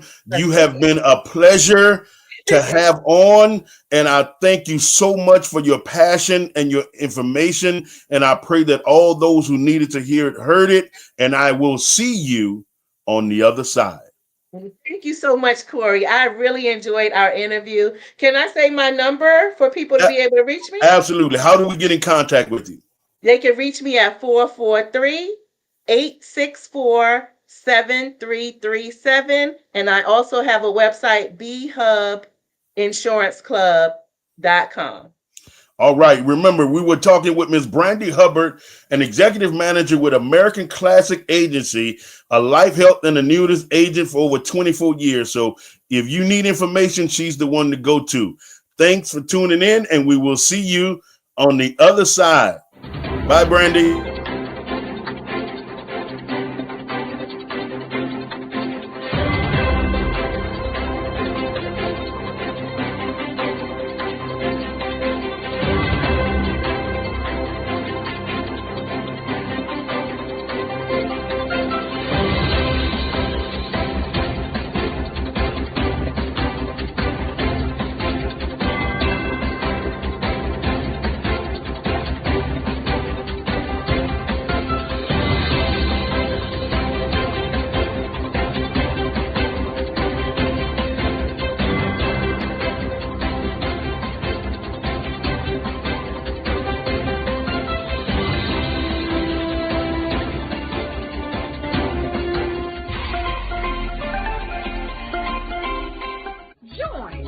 Dr. Eric Kelly III and the host of phenomenal speakers from all around the globe for this 7-day virtual event that you don't want to miss. The mission of the Black Business Expo is to raise scholarship money from kids all the way from high school all the way from college. The Black Business Olympics is one of the largest Black business showcases in the world. It is an opportunity for businesses and companies to showcase their businesses globally. We are going to be giving away laptops up to $5,000 away to students. Again, I'm Olivia Appleberry, the founder of 2 Cents Finance and one of the speakers for the expo. I am so excited to see you there. For more info, go to www.blackbusinessexpousa.com or call 919-308-9090 and hope to see you there. I am Black Business. From the moment I wake until the time I sleep. Yes, I am Black Business. I am Black Business. Tell me, are you Black Business? I am Black Business. Do you support Black businesses? Listen, I support Black business because I am Black Business. Black Business Expo, one of the largest business showcases in the history of Black business in the world. The world! Sign up today at www.blackbusinessexpousa.com or call 919-308-9090. I am Black Business. I am Black Business.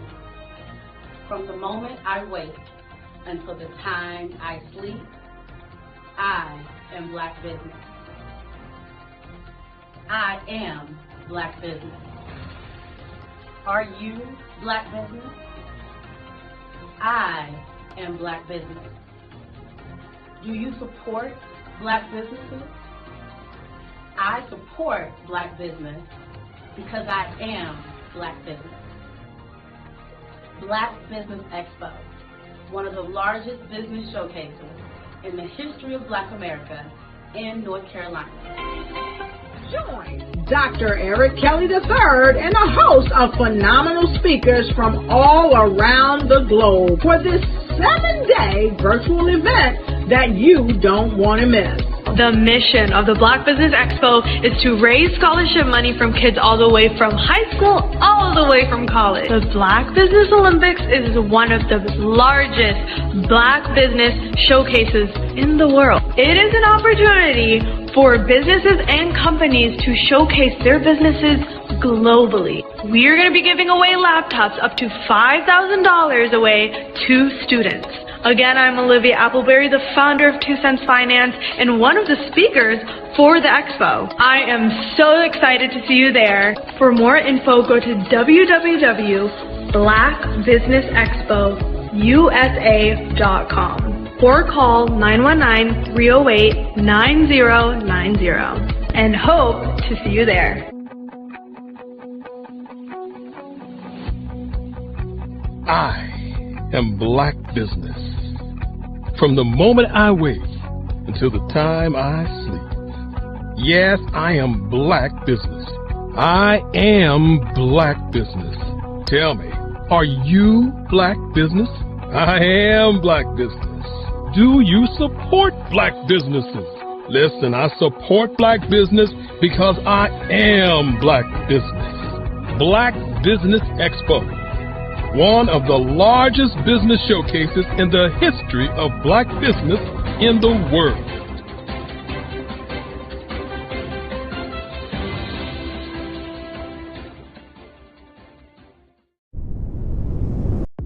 The Black Business Network and Black Business Olympics are essential platforms for Black business owners globally. They provide the tools and support you need to succeed in today's competitive marketplace. Join us today as we collaborate together with businesses from around the world to support our children, students, and young future entrepreneurs, Black businesses and corporations. we raise funds for students going to college and young entrepreneurs who are aspiring to be business owners, and we invite you to be a contributor today. Visit the website www.blackbusinessexpousa.com to connect with and learn more about how the Black Business Network and Black Business Olympics can help you not only share your amazing business story to businesses, but also serve future generations. Hello, my name is David Jones, CEO and co-founder of the Hello LLC, where we help businesses build a culture, brand and experience, and leverage technology to pivot into Web3. Join the Black Business Network streaming live into Roku, Metaverse, STEM City, Black Multiverse Enterprises, Hulu, YouTube, iHeartRadio, Apple, Facebook, LinkedIn, Spotify, Twitch, and Google Podcasts. Tune in, turn on, and let's thrive.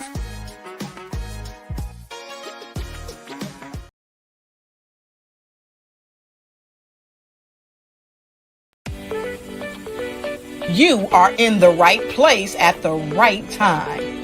The Black Business Network opens again for its Black Business Olympics, a 24/7 broadcast on business, strategies, global branding, social media marketing, finance, advertisement, and much, much more. Featuring the top, most powerful entrepreneurs and speakers and thought leaders from all around the world as they gather together for this phenomenal event. Join the Black Business Network streaming live into the Metaverse, STEM City USA, Black Multiverse, Pod TV, Roku, Hulu, iHeartRadio, Apple TV, YouTube, TikTok, Instagram, Google Podcasts, Facebook, LinkedIn, IBM TV, Spotify, and Twitch. Tune in today and be a part of this amazing. Bravery is not the absence of fear, but the ability to overcome it. We stand for those who defy suppression, who speak out, and those who walk the road less traveled. Everyone deserves to be seen and their voices to be heard. We're sparking a movement, growing a community of creators united by the desire for freedom, choice, equity, and ownership. At Fanbase, it's all for one and one for all. We support each other to guide, promote, and uplift you in a place where you can unapologetically be yourself. A place where your voice, ideas, and creativity are not just welcomed, but celebrated. We are Black founded, minority funded, and supported by a diverse, inclusive, powerful community that believes in the strength of authenticity and individual choice.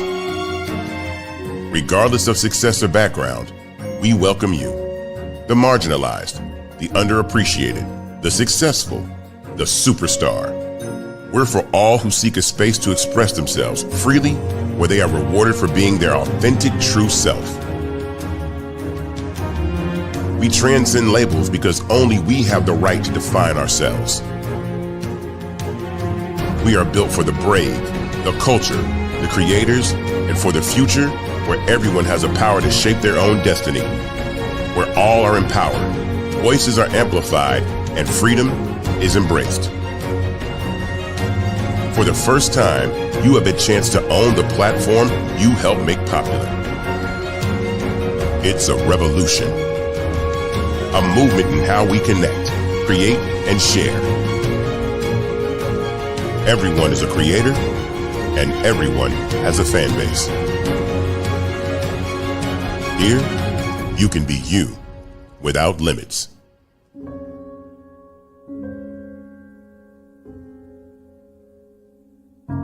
Over the past few years, we've seen the growth of existing and new initiatives focused on financial inclusion, building global networks, and reducing the wealth gap in response to the idea there's not enough seats at the table. Whether their outcomes are to increase the representation of Black executives on corporate boards, ensure an inclusive global economy, or to create new U.S. African commercial pathways, the strategies are often carried out by separate programs. The question is, should they be?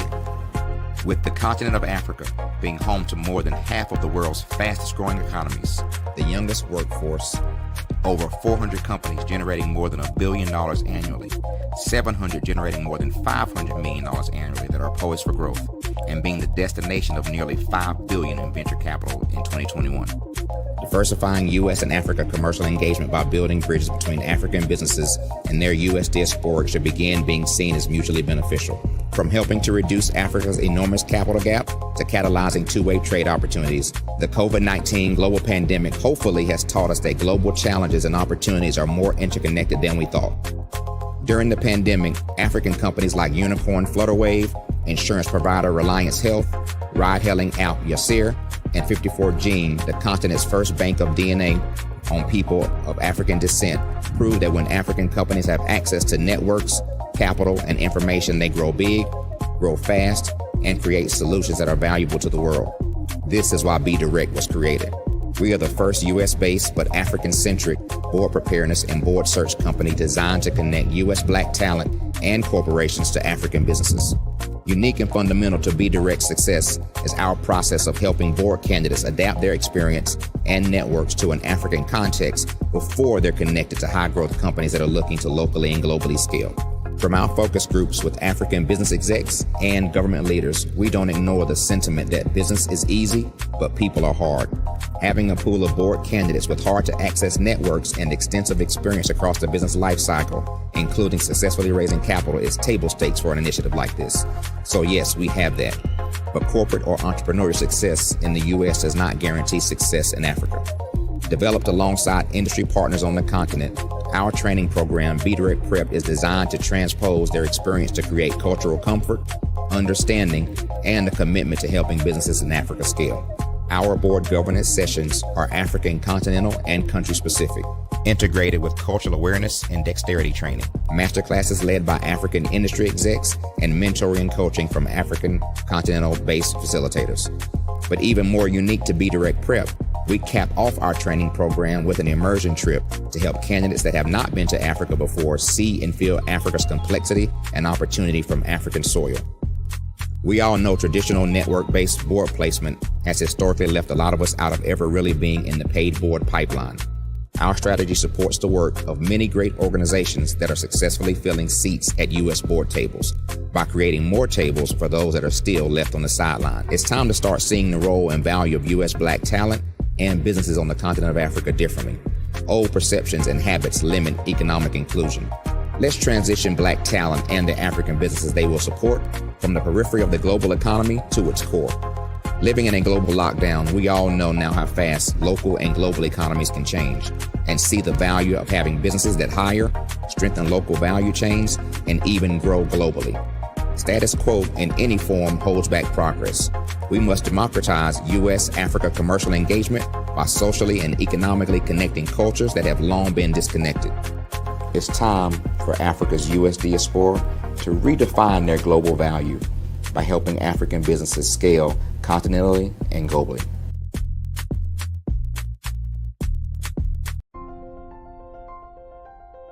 What if you could build your own city?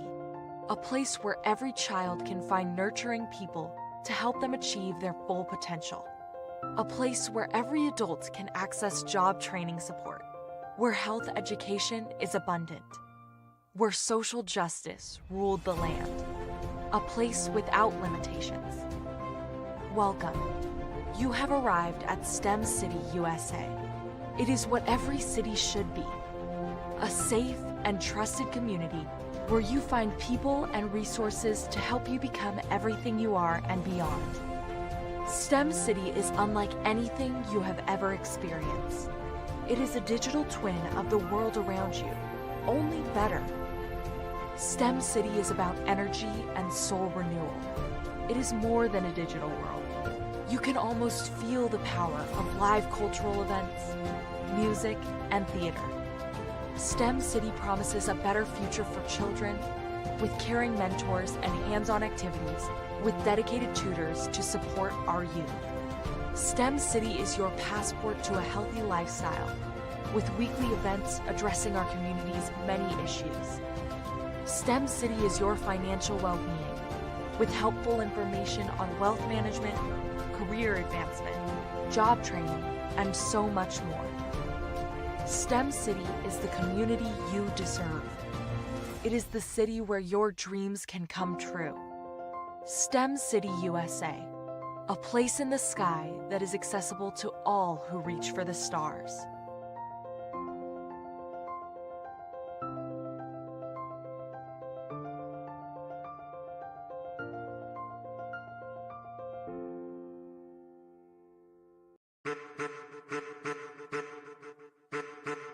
I am a child of the Most High God. He has gifted me in ways that I could not even imagine and didn't know.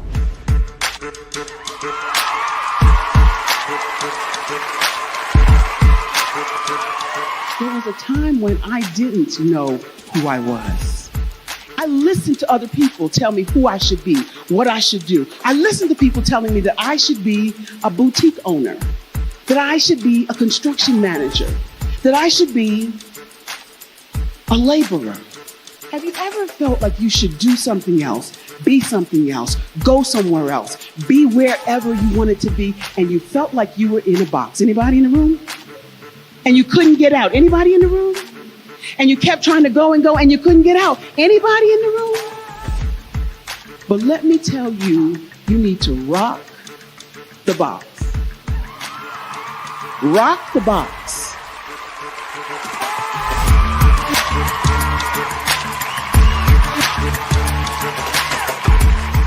I am engaging, inspiring, and empowering.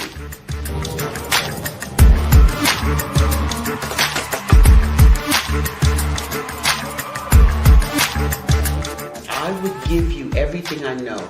Just by touching you, if I could, by osmosis, give you every single thing I've learned, I've gone through, I know I would.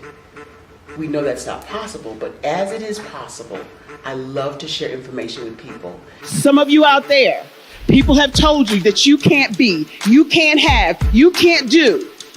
But I will tell you, like Kingston said, you can, you must, and you will. If it's to be, it's going to be me. You got to say it. If it's to be, it's going to be. If it's to be, it's going to be. If it's to be, it's going to be.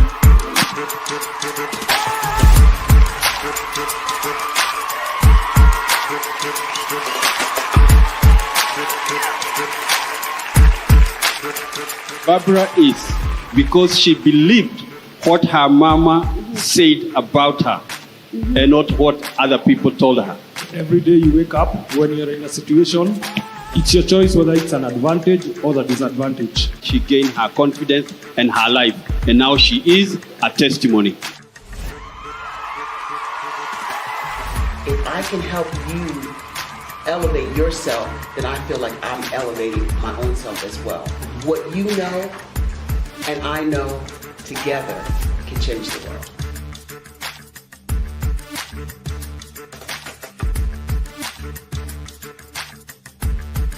Phenomenal Tanya T. Wise, who is here from the great state of Maryland.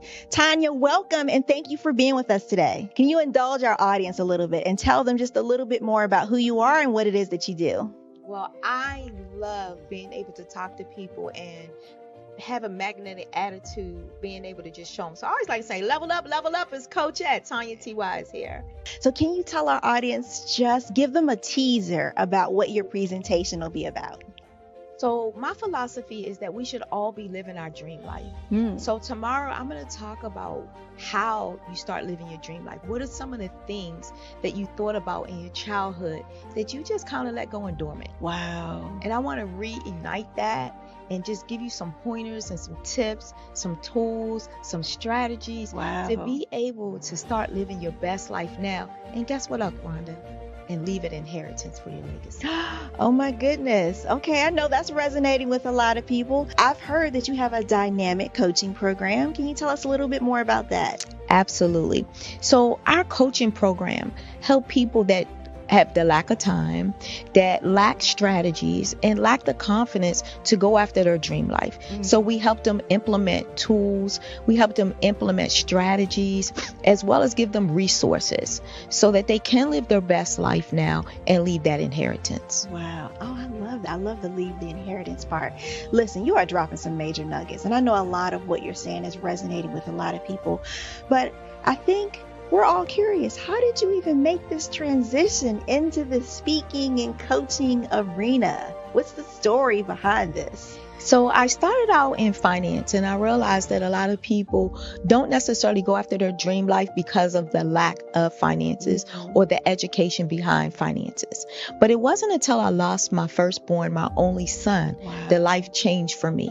And where I was going after it all, living the corporate life, hit my 6-figure income and living in my dream house with my dream man, driving my dream car. I nearly lost it all when I lost my son. And so I realized it only takes one financial catastrophe that can change your entire life. That's what made me start All New Beginnings. Because no matter what's going on in life, there's a new beginning. And because of that, we developed a program called Wise Minded. My little slogan is, don't just dream it, let's live it. If they want to connect with you or work with you, what is the best ways for them to be able to do that? Well, for my social media guru, you can connect with me on every single social media platform as Tanya T. Wise.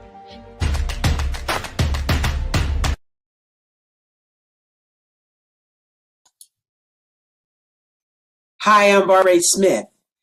Genius is common. My genius is executive coaching and professional corporate training. As the master executive coach and corporate training ambassador for the Genius is Common movement, I help business owners craft their stories in such a way that you know exactly what they do, what they have, and what they bring to the table. Many times as business owners, we are asked, so what do you do for a living?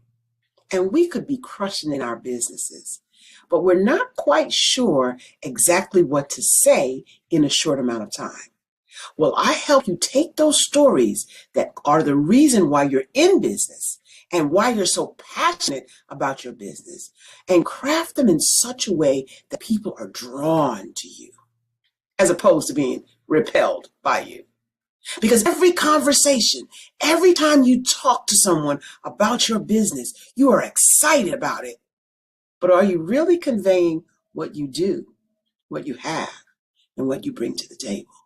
And do really people understand why you care so much and why they should care that you have the solution to their problem? Well, I'm here to help you with that. As a master storyteller, I can help you with your stories and spin them in such a way that they are intriguing and fascinating. People want to listen to you talk about your business. That's why at the Genius is Common movement, I am the master executive coach and professional training ambassador. That's my genius. And genius, oh yeah, it's common.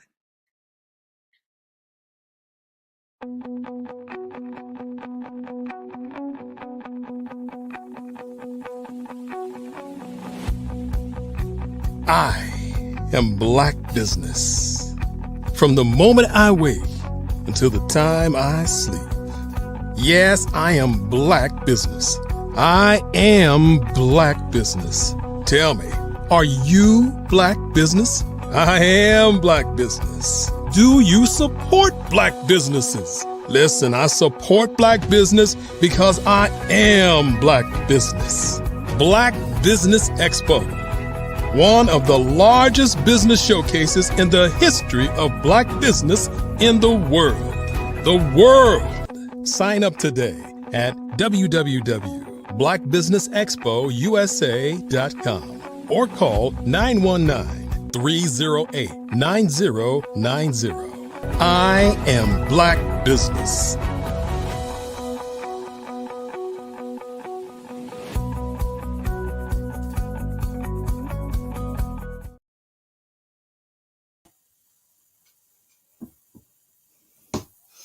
Good day. business owners, entrepreneurs, thought leaders, and corporations. Welcome to the Black Business Network.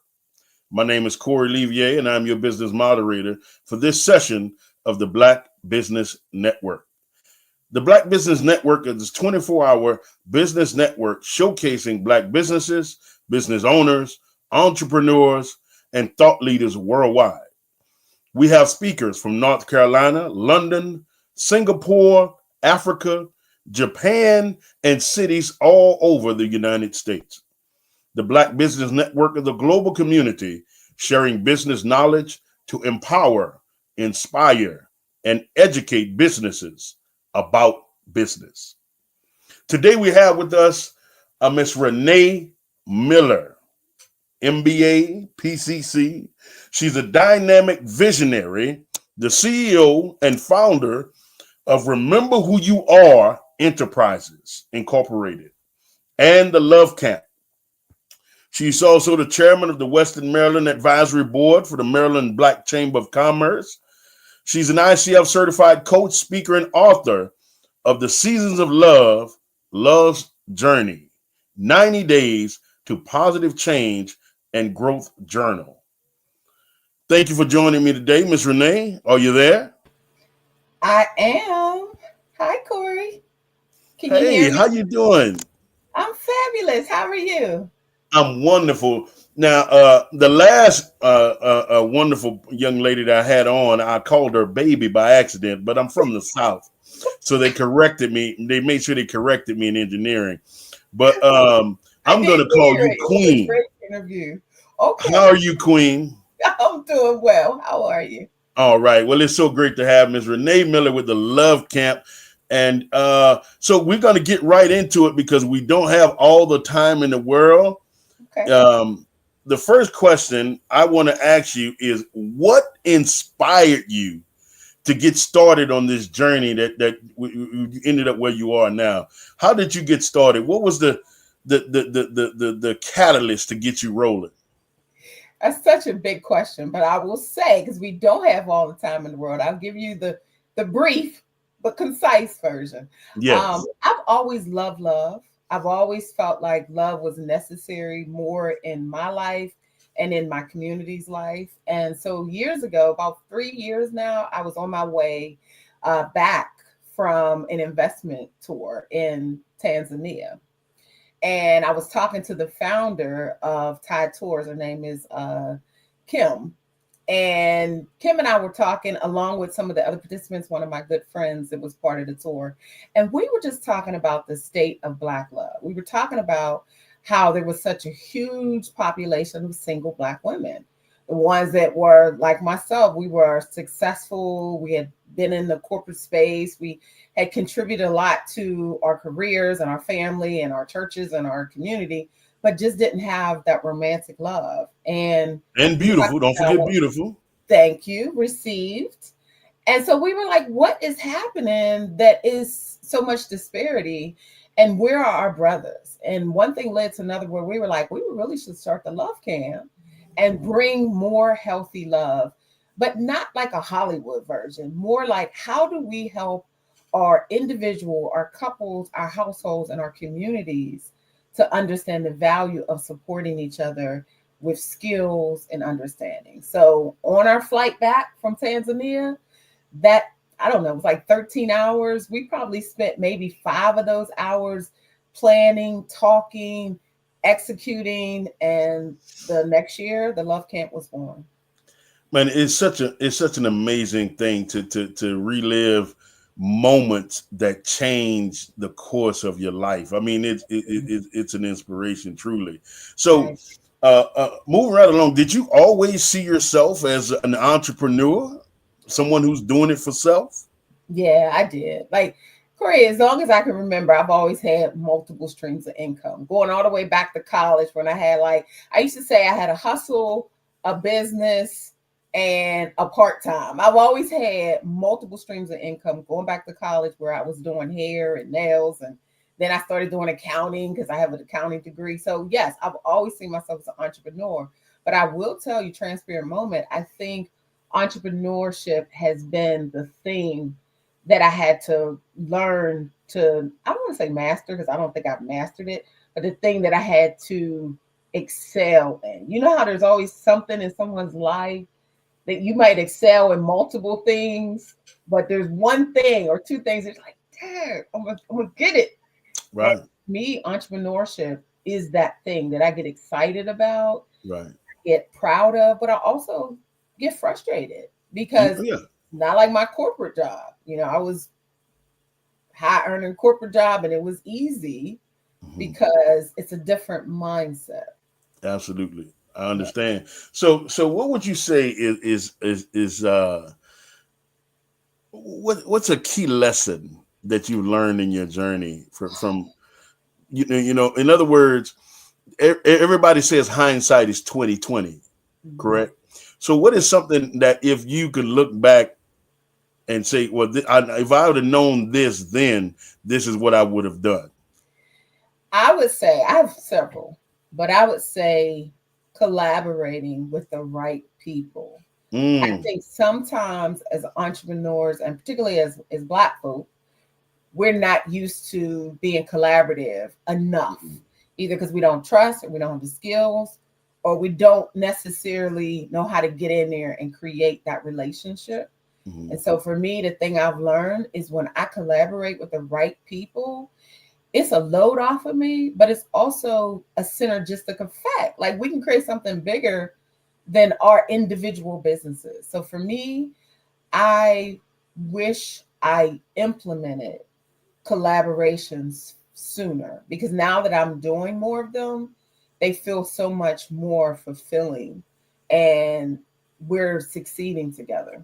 And it's perfect for today. The first day of Kwanzaa, I'm like, let's do this thing. Unity. Absolutely, man. I mean, it's funny that you bring up Kwanzaa, because I'm a real big fan and promoter, and I celebrate Kwanzaa, and of course today's principle in the Nguzo Saba, for those who are not aware, is Umoja, which means unity. And it's to strive for and maintain unity in the family, community, nation, and race. But I'm going to get off my soapbox, and we're going to get back to the wonderful Miss Renee. I love it, though. Can I just say this, Corey? That is the main reason why I get excited about the work of the Love Camp, because I honestly believe we need to be more unified in how we show up for each other. Absolutely. And for me, it's one of the principles of the Nguzo Saba I've adapted my life to. So unity is a real big thing, and I think that all 40 million plus of our people in America should adapt the principles of the Nguzo Saba into their lives, regardless of what culture, what religion, regardless of where they stand. If you're an American, a part of the diaspora, you should adopt these principles as your own.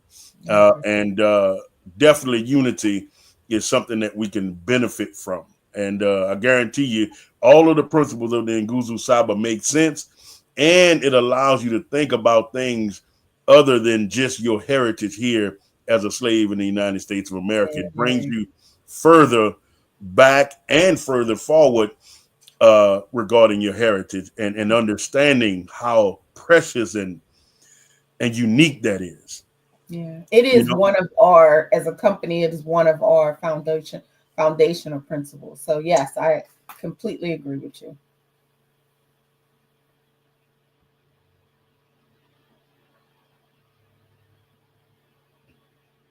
Of love.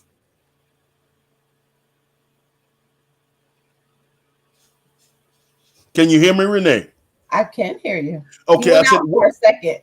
Okay, I said, so tell me, what is the biggest challenge that you faced so far on this journey of love? As within my business or individually, with love itself. I'm thinking you're sharing love itself. So for me, I'm now in a magical relationship. But just like many other Black men and women, love hasn't always been easy because we've had our own upbringings that we didn't always resolve as adults. And so when we have our dysfunctional experience with love, when we have incompletions or traumas, or what I call one of the 6 love blockages, our relationship with love, with ourselves, and with others is often damaged. And then we try to go and have healthier relationships with other folks, and it causes some challenges. So I would say, I think, Corey, you were talking about my challenges with love and what my experience was. And what I was sharing is that, you know, I think it's not just common to Black people. I mean, if you live in, you have some issues with relating. However, because of our historical trauma in this country and in diaspora, I do think it exacerbates what we feel, what we go through, what we understand. I've worked with a lot of folks that their understanding of love is with false narratives or dysfunction. And so that's one of the things we at the Love Camp, we work to change, to rewrite a new narrative. And particularly, Corey, I'm going to say it's within Black women and men, but I feel like our men are not as involved in this work like necessary. And that's not to say there aren't quality Black men doing the work, just like there are quality Black women doing the work. But in my experience, we need more of our men to care about and really support the health of our relationships, so that the individual, the household, the family, and the community is better. Right. And you know, just I'm a poet as well. So it reminds me of a poem that I wrote once called The Apology, an apology to the Black woman, or to my Black woman. Yes. Right. And it's almost as if the entirety of the masculine diaspora has to apologize for the role we played or didn't play in getting to where we are right now. Because as men, we are leaders, we're masculine, we're strong, we're aggressive, we're all of these good things. But when it comes to loving our families, so much time passed by to where we had to be one way outside of the house and another way inside of the house, and things that didn't go right outside the house. A lot of times those things of frustration got taken out inside the home, and the love was, you know, real crispy, real fragile inside the home. So it just reminded me of that poem and the places that I went to emotionally to write it. And I feel that's part of it. And I agree with you 1000% that we have to be more involved, but there's a level of emotional education that a lot of men have yet to experience. And once we get that going more, I believe that what you're talking about is going to come, is going to bear more fruit. It's funny you say that, because a friend of the show, you may know Darius Stanton and Erica Stanton. I love the Stantons. Me and Darius talk a lot about how to bring more of the men in the fold, because the Love Camp works with men and women, but most of our clientele are Black women and then couples. But those men that are either coupled or single also have to be willing to do the work. And that's how it's going to help our community. And again, this is not pointing a finger, because I also know that our Black women, we have in many ways morphed into parts of ourselves that are not as desirable or as healthy as they need to be. So this is a community come together and relearn, rewrite, and change the narrative for our literal survival. I mean, when you look at the if we don't change the narrative, the Black family is going to become extinct. Very true. Because when we look at only 31% of our communities are married, like that's a huge disparity versus 48 of the white population. Or even when we think about 70% of our households being ran by a single parent, like we really do need to have that unit of men and women working together. And I know that we don't see it enough. We do see it because it depends on your circle. Like I have some beautiful couples in my life, but I think as a whole, whether it's through media, whether it's through seeing it in our own families, it's just not enough representation as a whole. Absolutely not. And even when we think is enough, we need more. So because the journey never ends. This is as a people, we have to make a life adjustment so that we pass this down to our children and our children's children and our children's children's children. Say that again. Yeah. Because, and that's something, that we don't often consider is the third and fourth generation beyond us. So the corrections that we make now are going to impact those individuals. The adjustments we make now, all of these things are going to impact those individuals. But trust me, the person I interviewed before you said she heard me preaching. She loved it, but we're going to get back to you, Miss Renee, because what are your main products and services that you provide through your company? That's what I want to get on right now. Oh, really great question. So we provide primarily coaching, whether it's myself or a team of coaches I'm building up. I have love coaches, including one is my love. Him and I do couples coaching together. We also do individual coaching of men and individual coaching of women. We also provide retreats.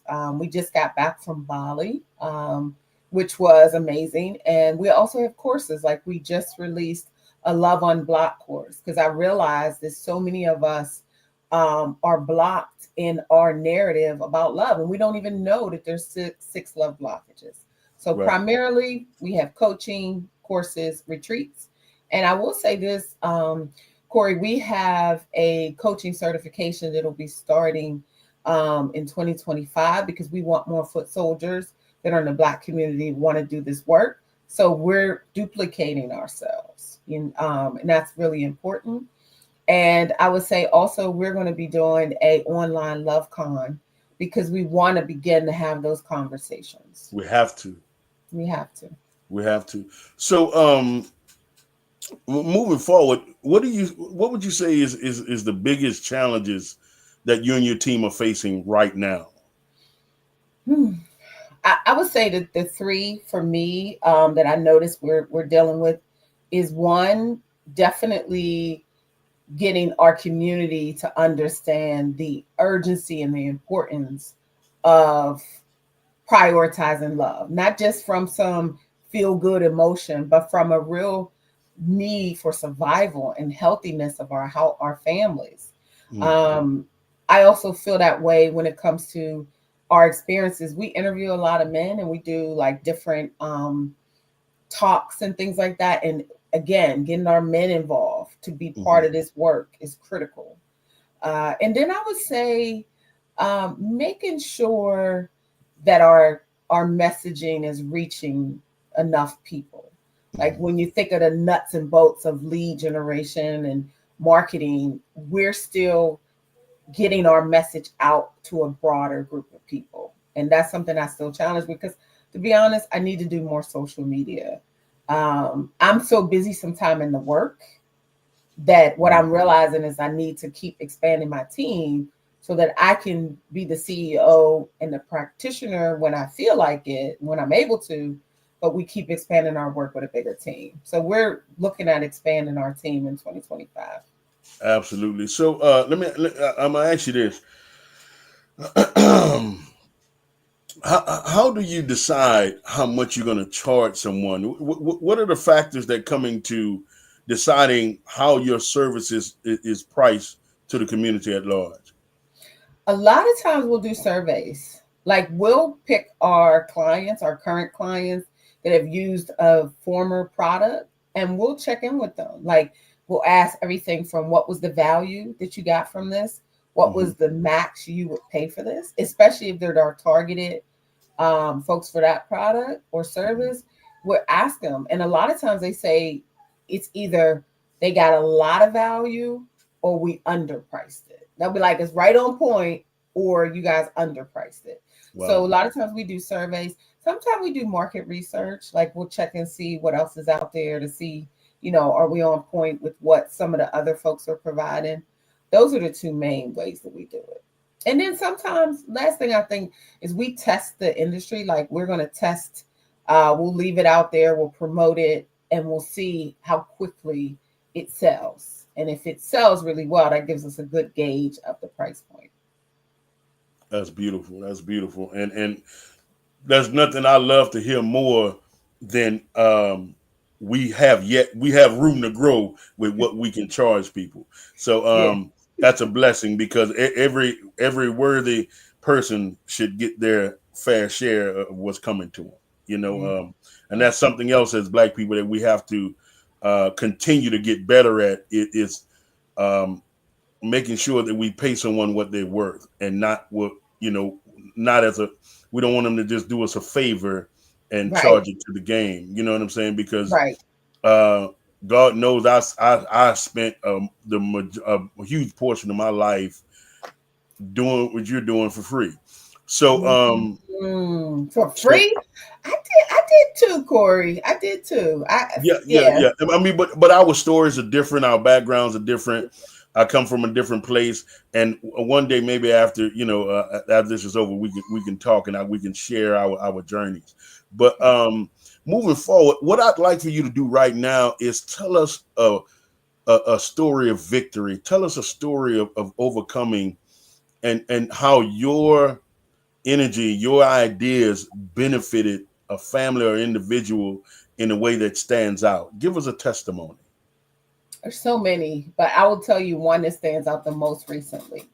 So we had a Savannah retreat. We always have an annual Black couple Savannah retreat. Mm-hmm. And we had a couple that we were coaching. We were doing some love coaching before the Savannah retreat. And while we were there in the Savannah retreat, the guy says, because Renee, I didn't like Renee at the beginning. And I'm like, where did that come from? Like, I had no idea, because I'm like, I'm such a nice person.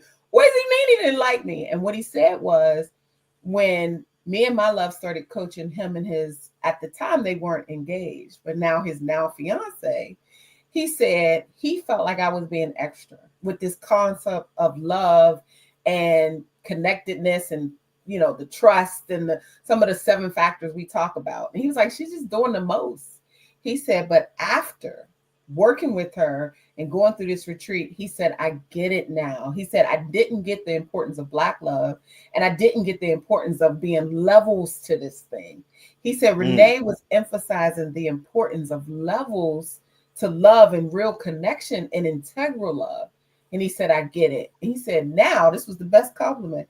He said, she's my bestie now. And I was like, yes, but I had no idea that he was just like disgruntled when we first started coaching him, because he didn't indicate that, but in his mind, he was like, she's just so extra. What is she talking about?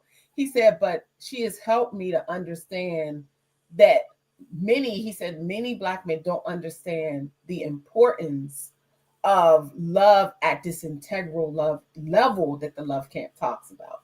So for me, that was everything, because he was a tough cookie. And now I'm his bestie. But that's how they say, that's the way the cookie crumbles. That's the way the cookie crumbles. Absolutely. And to go to their engagement, their secret engagement, and be the guest love coach was everything. Wow. Was everything. So yeah. Wow. Well, congratulations on that. And moving forward, tell us a little bit about what you have coming up this year. What are your priorities? What are your goals for the upcoming year? Is there anything new that you and your team are about to introduce to the public? Tell us a little bit about that. Super excited. We want 2025 to be more expansive, because we want more folks to know the work that we do. So first, we're definitely looking for more collaborators, more partners. As I said earlier, that's something we realize we need more of. we're also excited about our coaching certification program. I've been coaching for over 15 years. It's going to be such an honor to certify Black folks who want to do the work and help more Black love relationships, and not just romantic love, like help us have more love in our family and our lives. So the certification, super excited about that. We're also adding more retreats in 2025. We have 2 more Bali retreats coming up. We have our Savannah retreat. And of course, we have our LoveCon conference. So for us, it's all about how do we grow and reach more of the masses to see the work that we do. Absolutely. So you talked about bringing new collaborators on board. You talked about fleshing out and enhancing your vision and the vision of your team. So what advice would you give to a young, an aspiring entrepreneur who has the passion and energy to do the job, but doesn't have the education? Where does that entrepreneur begin? So there's a couple of things. I think they need to, like for me, I think there are certain key books. Like I Google a lot of times and see what are the top business books for that year, or what are the classics for that year. You have to make a point to increase your skill set. Because the thing is, Corey, we can be inspiring in business, but if you don't develop the skills, it's hard to really get to where you need to go. Listen, I was in the military, baby. So there's only 2 types of people in the world for me: trained or untrained. And you think there should be a train, right? Train is important. Right. And so I think train is critical. But I would say not but. And I also think I'm learning to put people, they say it all the time, put people that are smarter than you on your team. Like, don't let ego or insecurities or any of that come into play. I'm building my team with people that are excellent at what I'm not, because that's going to help me get to the next level, and let's grow together. Absolutely. Then I would finally say that aspiring entrepreneur, the thing I think is really critical before you jump into and do what you do well, also know your blind spots. Like when I first got into business, I was all excited because I had money set aside to, I thought, put in where I couldn't execute. But I didn't know what my weaknesses were the way I needed to. So no one's going to rescue you. You got to know what your weaknesses are enough to be able to say, because I'm weak in this, I have a solution for this, this, and this, and this. And so I would say they need to know not only their strengths, but their weaknesses. Absolutely. So where can people go to learn more about what you and your team has to offer? Tell us a little bit about how to get in touch with you guys. Absolutely. So they can go to thelovecamp.co, not .com, .co, thelovecamp.co. They can also find us on Facebook. We have a group called the Love Camp Facebook group. And then also they can find us on Instagram, the Love Camp Official. All right. Sounds good. So is there anything else you'd just like to share personally or out of your heart right now with our listening audience?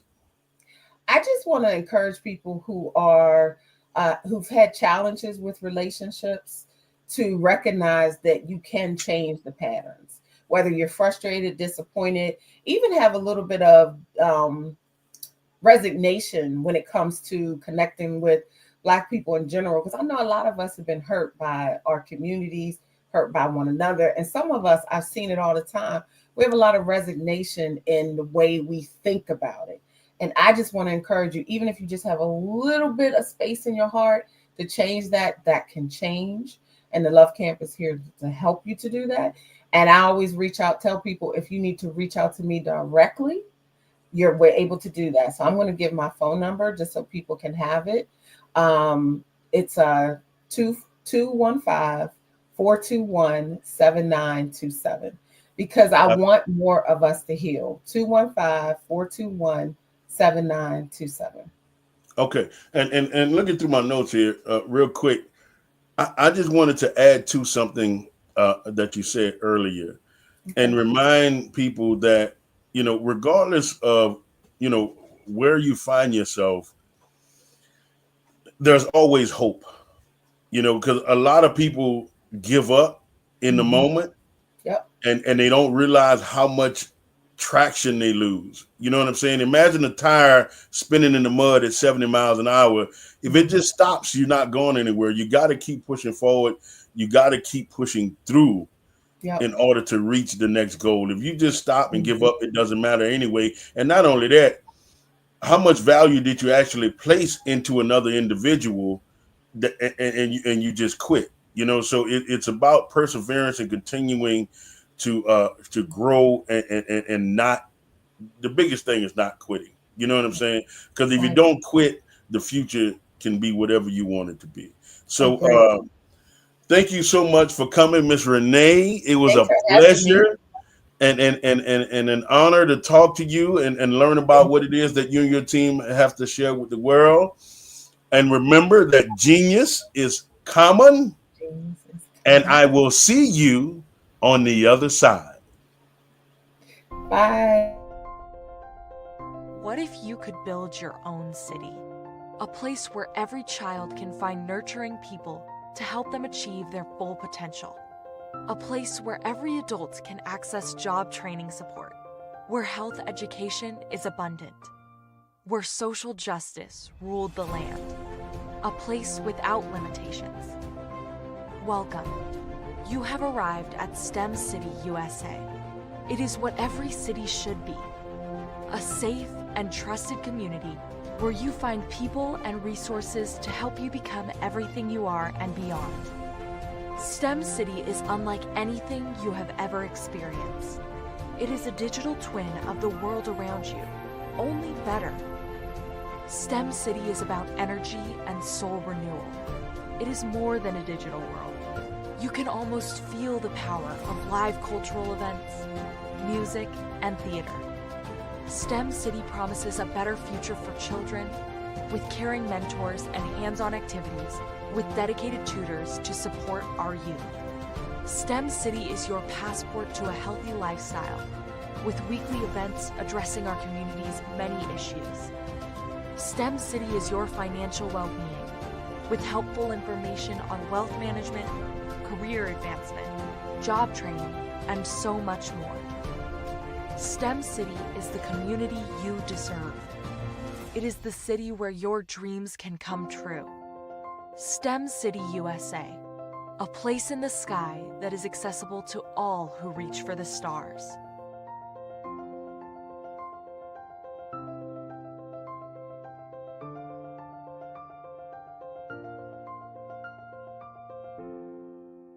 Art to me is a creative expression of something from nothing. It explodes onto the canvas, or it explodes on in my work. One of the things that I try to do more than anything is I try to just give the lines and the movements and emotions and the expressions into what I do. Art really means to me a chance to express how I feel deep down inside. Most of my art begins as a thought that I might have, whether it's sports, whether it's history, whether it's a woman or a man. It pretty much starts as an idea of thought before I get into the actual image of what I'm going to draw. I do a lot of historical pieces. I was a history minor in college, and I love to do history pieces. And a lot of times I'm thinking about history, and then I try to make that history impact you as you look at it. That's one of the reasons I do pictures so large. People ask me, why do I do pictures so big? And I tell them, I want the piece to impact them as they're looking at it, to kind of dominate them, dominate their space. And most of my pieces I try to do off page. I don't try to do anything that's going to be in those four corners or in a square. And I want your imagination to be a part of the piece that you're looking at.